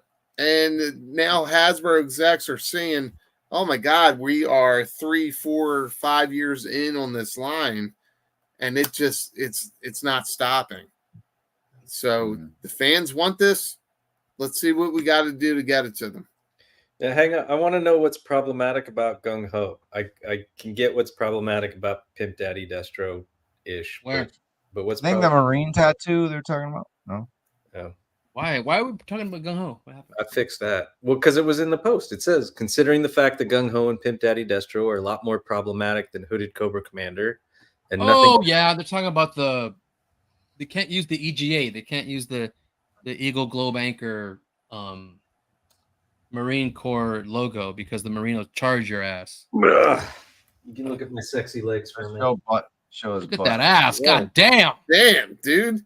That's America's ass. I like my leg bears. Oh, too funny. I hope you singled me out too. I hope you. Oh, we did. We did, baby. That's right. Look at that. He did a Tony. You got the EGA. Cool. There Then you I go. have to. Bad mother tattoos. That's right. While buddy. we're on the- Yeah, that's my man. While we're on the subject, Cobra, let's shout out our guy Genghis. He stayed with us all night tonight, and he's got a stream tomorrow. So if tonight wasn't enough, 3 hours and plus of us and everyone else in the world, he's gonna talk about our interview as well because we want to hear what Genghis has to say. He's like a founding member of a Toy Kind of Mood, and he's doing his solo album right now. So the Many Faces of Cobra Commander. So we'll how about we save the rest of Cobra Commander for Genghis, and we can tune in or at least watch the replay and leave comments and further delve into the world of Coco, right? So the Many Faces of Coco. So we'll do that, and then I got it, Punk. I okay. I forgot about that. okay, there you go. Cool. All right, cool. Yeah, no, so the other part of that is he's going to talk about mask, and that was a question that Bobby asked, and so we'll follow up with that with Genghis. So those are two parts of the interview we'll save for his stream for tomorrow because he's going to deep dive into it. So we'll skip all that, and Bobby's not here anyway to talk about mask. But I do love how they shot back with how like Lenny loves battle beasts and Tony loves shit. Who was Tony all about? I forgot, but I remember it. It was like some kind of dream. So I forgot what it was. This is real deep. I love Mask, but I don't in humanoids. Like Yeah. Was it humanoids? Visionaries. Visionaries. I didn't think visionaries. On top of I told you, people studied this interview more than we did. And then speaking of Tony, man, there he is. I thought Tony broke out in this interview. He's always been like the Ringo star, the third wheel. And I thought like between the paint techniques he talked about, I thought between, him talking about like that dream diorama set. And then he answered here. The surprise to me was Tony jumped in and did a lot of the job for like Lenny and even Emily, like talking about the business stuff and the behind the scenes. And it was like, he's got more, he's not just the painter anymore. He's got more of a threshold of what's going on. Like he's almost as their equal. You know what I'm saying? Where before it was like, okay, Tony's cool and he's making amazing figures with his paint designs, but now he's like, I feel like, he's a critical part of what they do. It's not just about Lenny anymore. We love Lenny. We could hang out, swing from his dick all night if we wanted to, right? And we did. But Tony was the fucking man in this interview. Do you guys feel the same way? I do. Yeah. Especially because I'm a customizer, and he told me that all the fucking cameras are in my goddamn place. Well, I'm milking that shit. But if you think about like if we just look at the three of them, right, and we look at them as a band, all right, maybe they're Cold Slither, I don't know, maybe they're Gem, and they got their lead singer, they got their guitarist, and maybe they got their drummer. So maybe in the last couple of years, people are aware of Tony. They all know Tony. Maybe they think of him as a drummer, but I really think that he had a voice. We gave him questions. We specifically asked Tony questions. It gave him a voice to kind of speak out and talk about his portion of it, because I don't think that people realize the input and how much he actually is a part of that freaking collaboration. Yeah. Right. No, go ahead, Spec, and then there's a chat question. One of the questions I had for Tony that we didn't get to was if he ever had any design input, either due to a logistical issue with paint application, or he just noticed something that might work better. And I bet you he does. I have a feeling that he has, based on what we got from him with that interview. He doesn't do the sculpts, I don't think, right? I don't think he sculpts. He just does all the paints. No, he's a paint. He does the finishes, the paints, and like. Yes. But now he's definitely, him and Lenny are going back with design, and I think he's learning. He's been around a lot of brands, and he's bringing a lot of business sensibilities from learning from other people. You know, when you work at a company for a long time, even if you're way down here and you work with people, you learn. Like it's like, for instance, my job right now is standing in on a TV show. And I have to really, the first day the DP came out and was like, "You're all part of the crew." And at first I was like, "Oh, he's just being nice." But no, we are. So it's like the guy right above me is a Hollywood cameraman himself, and he can attest to that. But it's like once you work, I've only worked on the show 2 months, and I've learned so much about just lighting and camera work. Now, it doesn't mean I can become a lighter and a grip and a cameraman, but I've learned enough to give input on that on film. And I feel like with Tony, he's doing the same. Like you're painting and all this for years, but when you get this close to like a Lenny and an Emily and you start to learn the business, you can see things from different angles that they might only have tunnel vision for. So I think he's going to be very valuable with his input. They're not going to go to him first, but they can always like have their chain group messages, chain emails. And again, I could be way the fuck off, but just based on experience of work and whatever, I'm assuming he'll oh, you know what, that is a good idea, because he can kind of bring other sensibilities. And that's why I asked him about, like, it was a fun question about wrestling and all this other stuff, but you want to see where people come from. You don't want to just have a toy military guy or a G.I. Joe guy. You want to see their other backgrounds and what they can bring to a line. You don't want to replicate what they've already done. You want to see what kind of different influences can, it's just like spikes or different washes that could come from wrestling. It can come from fucking Smurfs. It can come from anything, right? It's just like you want to bring that creativity with it, and I think he's a key and part of that creativity of G.I. Joe Classified. Yeah. Oh, absolutely.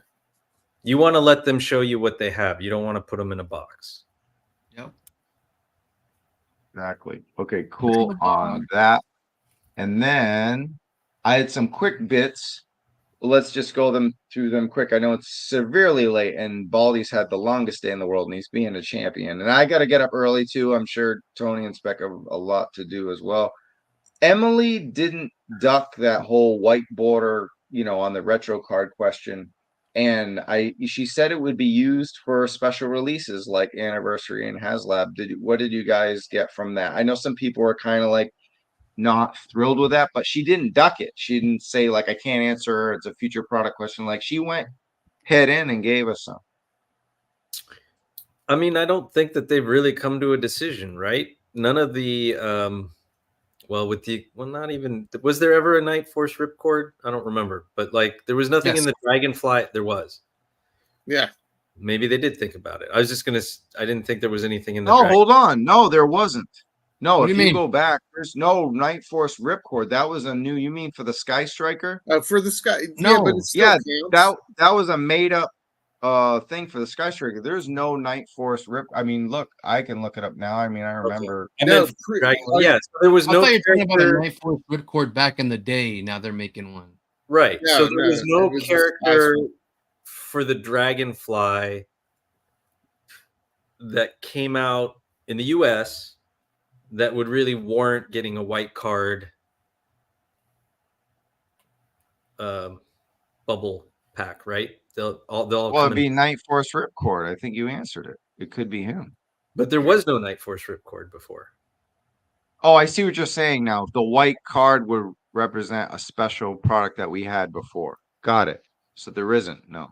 because Glenda was a mail-in too. She never had her card back. Oh, And okay. while Bill is going to be the driver, he's not. They're going to have a regular box for Pilot. him, like they did for the pilots. Yeah, you know what I'm saying. Yeah. And Yeah, he'll be- I'm thinking. No, I'm thinking about the His Tank Driver's box. That's what I'm thinking. That's why I said that. Yeah. Always it'll think be about four- box. It'll be 4 boxed figures. Should be. Always, bro. Right before the show, and when it's over, I'm going back to thinking about boxes.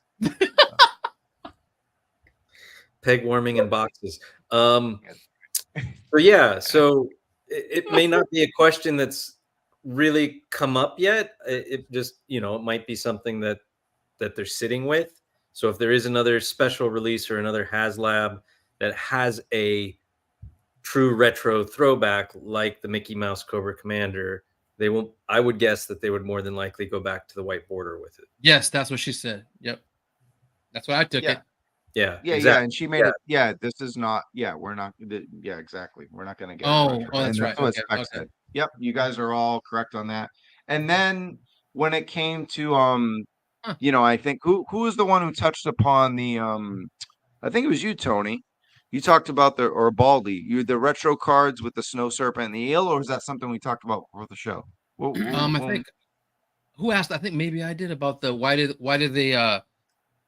I'm talking about tonight. Did we even address the whole snow serpent eel thing tonight? No. Or that was pre-show? That was pre-show. Yeah. No, I feel like we touched it a little bit. they're Okay, like so- why don't they get retro weapons and accessories? We didn't talk about that tonight on the show. No, Is what I'm saying. no, we Oh, didn't. Right. But I don't know. I mean, it's kind of like I don't at a think Vegas so. strip club. We got to touch it a little bit.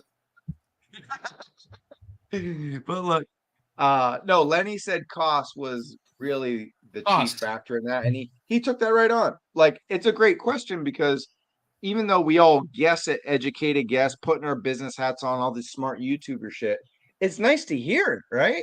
When do you ever hear from someone be like, we didn't do it because we didn't have the budget, we didn't have the money? Usually they just duck that. They'll they'll skirt around it. They're like, it was cost. And They'll then he tell you said, right hey, away. it's cool to get the army builders out for fans. And honestly, looking at the feedback, there's a lot of negativity, especially from me. I want the retro. And my roommate, we're talking about, we want the retro weapons and gear where you can get it from Gridiron, but we want it in the card, right? But the army builders, a lot of people are thrilled to get that Cobra Eel. Now it's not as difficult to get now, but it was a great announcement. People were happy to get a chance to get that. And then the Snow Serpent without the deluxe stuff. People didn't care about the weapons as much. It was probably like 50-50, right? Yeah, Mark II Design's doing the old school snowshoes, the rocket launcher, Yeah, I would rather have that. Yeah, me too. Going after it now. I mean, I've said before, I got into classified because they're modern updates of these classic figures. But if they're going to go with the retro, go all in. But And the retro card. Yeah, and I understand why they can't do it. I understand lead times. They have to make the molds. They have to meet certain deadlines.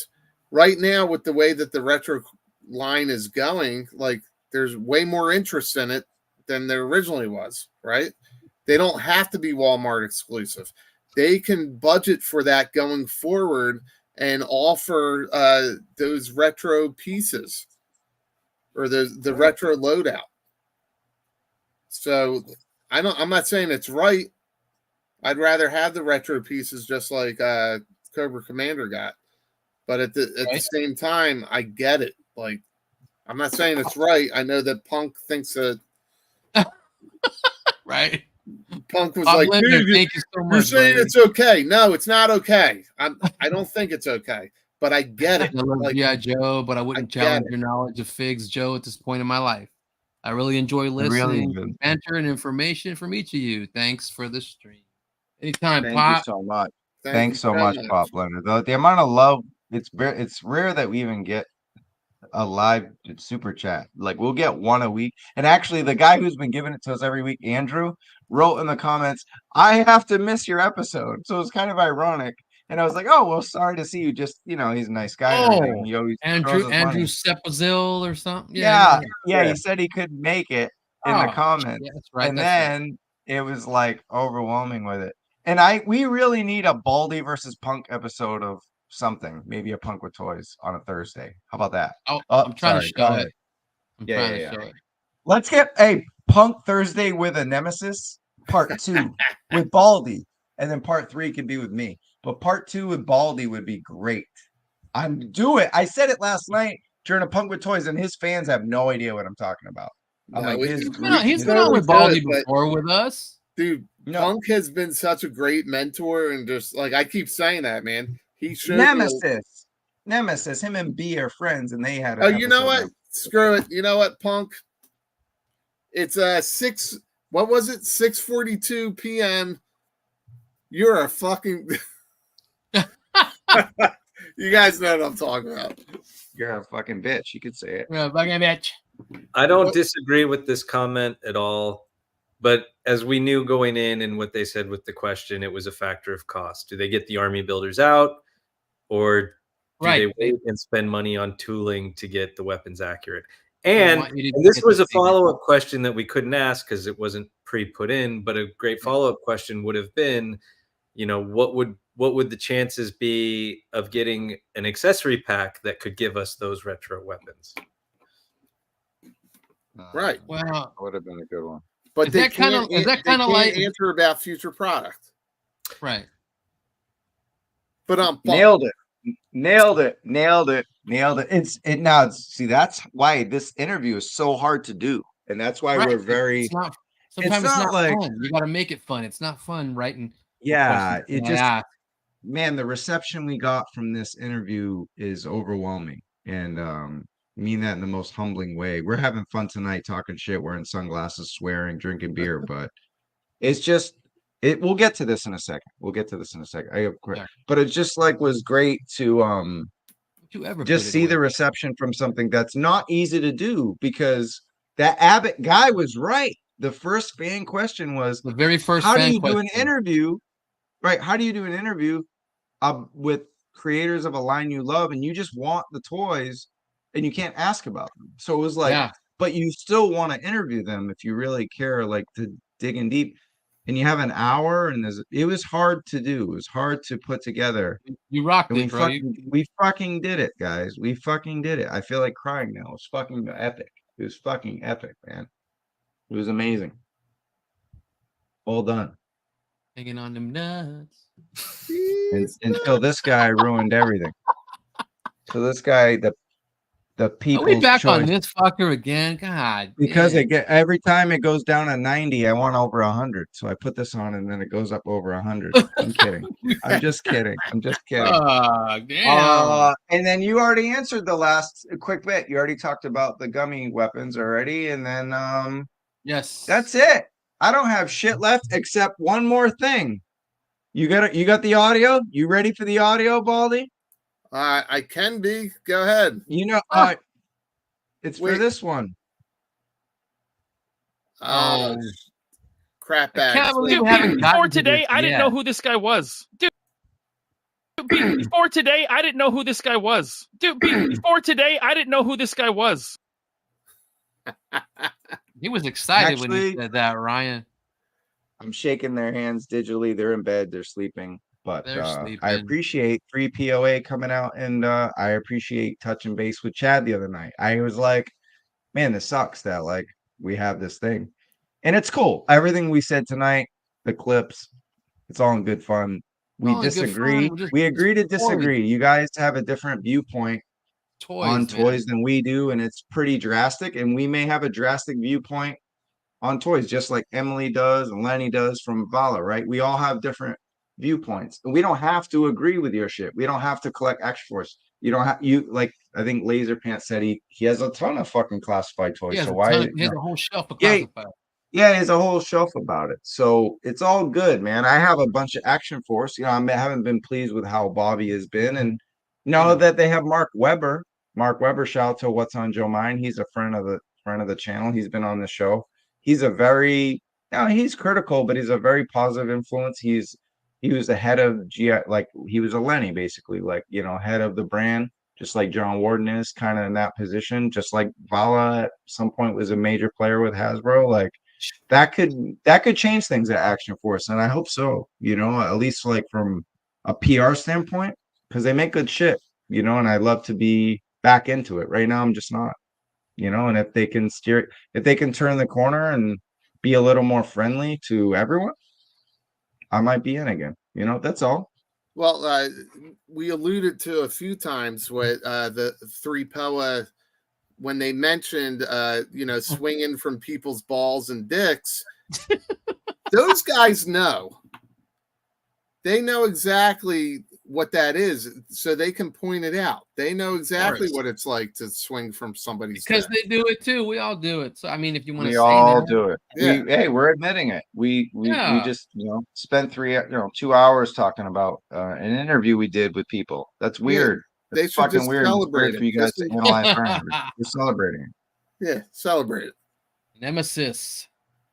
That's it. So let's talk about this actual. It's real, right? We joked. I said it was Thanos and Apocalypse from a flea market line or something like that, but it's real, and it came from a factory, and it looks good, right? The face sculpt, you get the classic and a classified style. So, what do we think about it?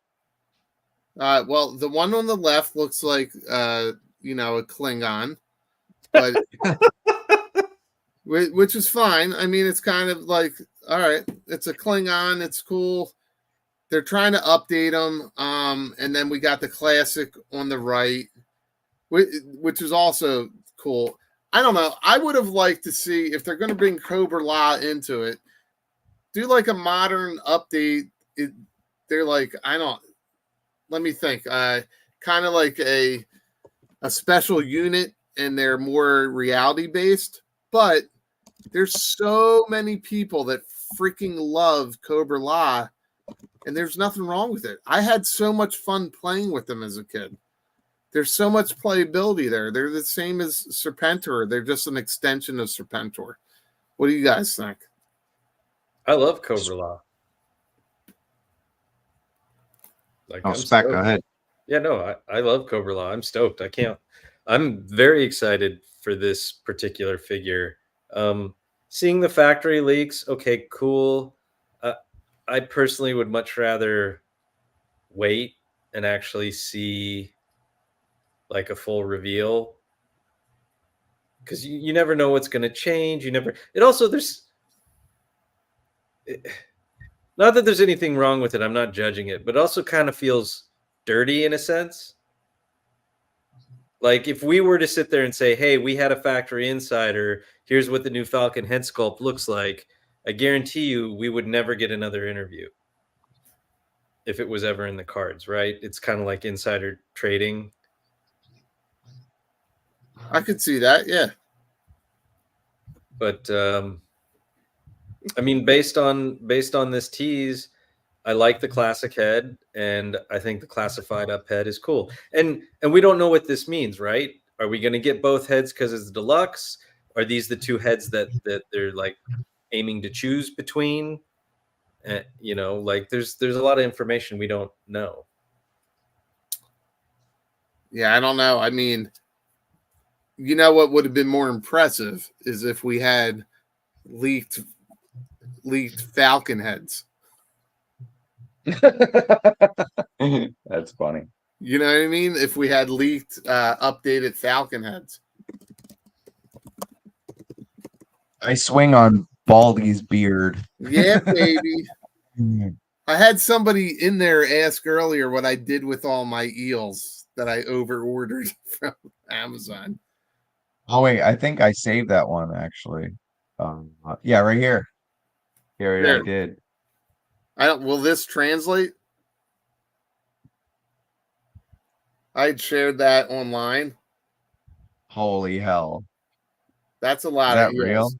Is that real? Oh, it's real. So I actually did over order these, and I'll just address it. I didn't know if I would get them, so I put in a whole bunch of orders, and I took care of friends and local collectors. So that's the answer. Yeah, the man. Let's see where else we're going here. Oh, here we go. Vala is trying to that heel turn babyface arc. Don't think it's working. See, Well, because the Valaverse account is still being dickheads to people making comments on their account. So it's like until that shit stops. Yeah. That's what's up. All right, I'm gonna address a couple more questions I start, and then we're gonna get the fuck out of here. Yeah. Let's see. I gotta drive. I'm not all to Cobra Law. It breaks the military authenticity and realism. Yeah, some people see that's the thing. Some people see G.I. Joe as that. Some people like Emily, that was part of the show. She likes all the crazy characters, Pythona, Once a Man, all that, the Ice Cream Soldier, all that. That was part of the whole thing, you know. And But so that's the beauty of Hasbro- G.I. Joe, right? You can have Mhm. your sci-fi, fantasy, Cobra Law elements to it, or you can skip it altogether and keep it more realist, militaristic. Right. militaristic. Yep. And Action Force does not deviate from the military at all. Oh wait, yes they do. Never mind. Glow in the dark figures. You got the Swarm. Never mind. I was wrong. You're good. I don't know what happened to Tony. He just like took his camera off and bounced. He went to go warm a pig. Okay, warm. How big do you think Nemesis Immortal's dickhead will be? That's the third Tony left. Travis fucking Moody. Travis fucking Moody. Travis fucking Moody. At 6:42 p.m. Mountain Standard Time. Travis Moody, you're a fucking dickhead. I play that out of love. I do. It's funny. I'm laughing. I think it's great. Yeah, that is one passionate fan. Dude's amazing when it comes to, he knows his shit. G.I. Joe. He's like, oh, I don't know G.I. Joe. No, you know G.I. Joe. No one's ever accused his Chad of not knowing G.I. Joe. That motherfucker knows his G.I. Joe. I know. The only person I've seen on YouTube that rivals its Chad is that articulated Chad, but I haven't seen him in a long time. That's true. Yeah, I remember that guy. Yeah, that's true. No, that's all love. And then I just want to give a quick shout out before I fall asleep and forget. There's probably out of 100 people that watch this tonight, maybe 2 of you like wrestling. So I'm doing a wrestling figure news. There's there you go. Look at Specs playing with some wrestling toys. Got some cool stuff back in the 80s there. Look at how happy he is. Specs Super got Mario a good Brothers. camera. I don't, but he would have a good camera. MacBook Pro, motherfucker. Oh, nice. So check it out. Wrestling figure news kind of mood. I did episode 1 last week with my buddy Justin Kendall from Wrestling Figure News. So we combined our 2 logos, combined our 2 names. It's an hour show, pre-recorded. We throw it up there. Maybe we'll do it live someday if we get an audience for it. But right now it's pre-recorded, and we go over the wrestling news of the week. We actually were. It was cool because WWE Backlash pay-per-view ended. And we talked about our favorite uniforms from that, like our favorite gear, attire that we want to see as figures. So that's part of what wrestling is like gear, attire. It's like hilarious because, we're all sick of repaints or reuse, but that's what wrestling figures are. It's it's the opposite, polar, opposite side of the stick. So anyway, new podcast, Toy Kind of Mood, every other week. Yep. There you go. Too tall. It is Rowdy. Like all wrestling figures, he's a little big. Here, I'll throw the camera on me. Let's the closest one to me. Your scrap iron MacBook, bitch. Yeah. Bend the knees. That's what I say. Bend the knees. Put them in the back. That's what I did with Sarge for a long time. I would love to. I don't know if their shirts are directional or not, but I'd love to take this shirt, flip it around, and get a little Iron Grenadier. Yeah. Iron on or something. Yeah, that'd be cool. There you go. Remember so we showed the Roddy Piper on the interview if you saw it, we had the old that Iron Grenadiers one. I threw that image on. Asuka figure, yes, that's my figure of the year so far. We won't talk about wrestling, but we'll get back to the boys, and I have a few more comments that we got here. Just comments, I think, because we're not going to talk about Paul Bearer. Yeah, there you go. Okay, cool. You 84 Rain, you guys are great. Always fun, positive group, except for tonight. That's why I watch you guys in full force. Can't stand listening to people complain about things that are supposed to be fun. Yeah, for sure. Appreciate that. And our friend Gun Bunny, they should have used this is probably for Tony. They should have used the AK that came with the Cobra Officer for Snow Serpent. Would have been perfect. And they already have it. Dusty's rifle made no sense. It did not. Yeah, that's why I say they should have. I mean, they could have used the Crimson Guard's rifle for airborne, just cause. But they gave him shitty ass miniature beachheads gun. But anyway, I mean, I'm giving him gridiron anyway. So Cool. And then one last one, guys, where we go. Moody or Black Genghis. I think Black Genghis. Oh, you might still. No, he's still here. I see him right here. Look, he did the hashtag for our wrestling figure news kind of move. Wait. Appreciate that. Moody or Black Genghis, can you do an episode on why Jada Toys should do a Saturday night Slam Masters line? Shout that. I actually don't know what that is, so I'm gonna have to look it up. Isn't that wrestling Slam Masters? Well, it sounds like it, right? Saturday night Slam Masters sounds like a wrestling line. It would be, man. Jada would make kick-ass wrestling figures, but I want them to do more. They make kick-ass everything. All right, so do we have any video game? What was it? Oh, I just want them to do more video game. Oh yeah, I want before Saturday night and all that. I want Mortal Kombat. I think that's the main. I'm like trolling them. They're like, "Who's gonna win the Street Fighter tournament?" I'm putting like Sub-Zero and Scorpion. They teased it. They like to tease. They put on their Instagram a figure like Sub-Zero, whatever, and said, "I remember that." Yeah. Who would? Toy Bounty Hunter just wants to remind everybody, Miss Marvel goes up. Target exclusive pre-order tomorrow. Now I need this. It's a wrestling arcade game by Capcom. Holy hell. I need to look into Saturday night. I feel like an asshole not knowing that is. So, yeah. But what do we have final to say about the interview that we did that rocked the whole Joe community? Let's start with, we'll go back around. I want Baldy to have the last say. So we'll go with either Tony or Spec. It was fun, man. I'm just really glad I had opportunity to get on with you guys and talk to them, because last time I couldn't, or I don't know what happened. I think I was working. And I'm glad that, I mean, you know, like I keep saying, it's not fun writing out the questions and, you know, making sure you don't ask about no future or anything, but to get on with them and talk to them and put my little 2 cents in here and there, and they run with it and go with it. It was fun. It was a hell of a lot of fun, man. For sure. Cool. Hanging on nuts, hanging on balls, hanging on whatever. Hanging on nuts. Swinging large cop. Fun. That's a good way to put it. They are a fun group. They are an engaging group. They are a charismatic group, and they are fans, right? One of them is a newer fan, but she has become a fan. And like I met Lenny at one of the Comic-Cons and just briefly chatted with him, and it's the thing. He is a fan. This is a dream job for him. Oh gosh, yeah. And so it's awesome just to engage on that level.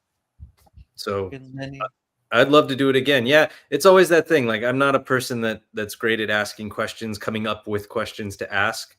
I tend to do it more in the moment. But like I thought that we all came up with some really good questions, and there's ways to dance around the future product thing, right? And they know that. And I think that they're expecting that to some degree. And they know, especially Emily, they know how to dance around that, right? So, okay, I see where you're going with this question. I can either just give you an answer, or I can give you an answer that gives you a little bit of information that you might be hunting for, type of deal, right? Yeah. 4 nuts. We got 4 nuts. Out of 5? 8 nuts, right? It better be a 4 out of 4, because Lenny's waving at Tony through the camera. That's good shit. But yeah, well said. And actually, I'll let. Well, go ahead, Baldy, and then actually, no. Let's do this before I forget. Remember that? Show that hockey jersey off, Spec. And then Tony, do you have yours next to you? So you don't have to put it on. Hold on. We got to give our shout out to Slickalicious, Craig Dukas at gijive.com. Look at these jerseys. They're amazing. You can all watch me strip. Go to the other side. Yeah, here we go. Show the front. I wore this on the interview, and man, it was great to wear this thing. This thing's beautiful. They're all beautiful jerseys, man. And then Spec's got this awesome on the back, Cobra Bat. So anyway, guys, check them out. Go to Etsy, GI Jive. Oh, our banner's covering it. Here we go. At gijive.store. Those are amazing. Check out, there's a Tiger Force one. There's all kind. I think Genghis has a Tiger Force one. So yeah, he's got a lot of new stuff Yeah, he coming out. does, he Awesome t-shirts. I got the straight out of Cobra Island or whatever it is. Yeah, the Cobra one. That one's dope. So fight straps. I'm not sure. No straps, just No, regular. I don't think so. Yeah, You GI know, Jive is legit. Did you see what Frank said? This? 3 bald guys and a Moody. Oh. That one. The other one was funny. I Yeah, hit dope the jersey. wrong We're all one. jealous of Moody. Right here. It's 3 bald guys and a peg warmer. That's I got right. 3 bald guys and a microphone. Dickhead peg warmer. 3 bald guys and a dickhead. So we got that. We got that out of the way. And then we'll let Baldy have a send off, and then we got one last thing to say, and we're out. So go ahead, Baldy. Yeah, I got a little send off. I got a good one. Uh-oh. Cool. All right. So listen, you guys killed it. You guys killed it with the interview. We got questions answered. You know what? But some of these numbnuts that are out there stealing the material, just fucking cite back to where the source is, and not with acronyms of KM. Or, you know what? I'm illiterate. I can't even get it out. But don't just freaking do the acronyms. Just link to the original interview. Let somebody decide if they want to spend 2 minutes or if they want to spend 2 hours watching the interview. Okay? Cite your sources. And I'm talking to you, freaking you diaper, whatever, Lyland. It's insane that you have that fucking fan base and that you can't just cite your source. Like, what the frig is your problem? This is a sandbox. We are all in the schoolyard. We're all out there at the playground playing with our GI Joes. Who cares? Freaking share the information. Point the people in the right right direction. And guess what? And these freaking Valin nerds too. Listen, I never heard of you before, today, Dude, before today, I didn't know who this guy was. All right, listen. Yes, you did. Yes, you did. You knew who this guy was. You knew about the San Diego Comic-Con thing, and now you're trying to buddy up with us or whatever you want to call it. Listen, Trav, I know that you're doing the right thing, but listen, call a spade a spade. These guys, knock it off. You guys are being negative all the time, and we're toxic. No, it's passive aggressive. You're talking about Emily all the time. Knock it off. All right. Cite your sources. We're all on the same page. We're all collecting GI Joes. We're all collecting Marvel. We're all collecting Action Force. Have fun with it and relax. Everybody relax. These are toys where grown men relax and have some fun. Just enjoy yourself. Have some fun. I don't know if that's what you wanted, Travis, but that's where I went. So on a 3, 2, 1, can we say F Diaper Island? You ready? 3, 2, 1. F Diaper Island. Island. F the diaper, motherfucker.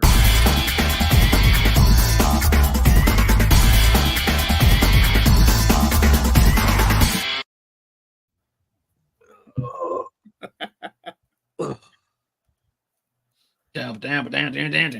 We're still live. Down. Oh, wait, we're still live? I'll end it right now.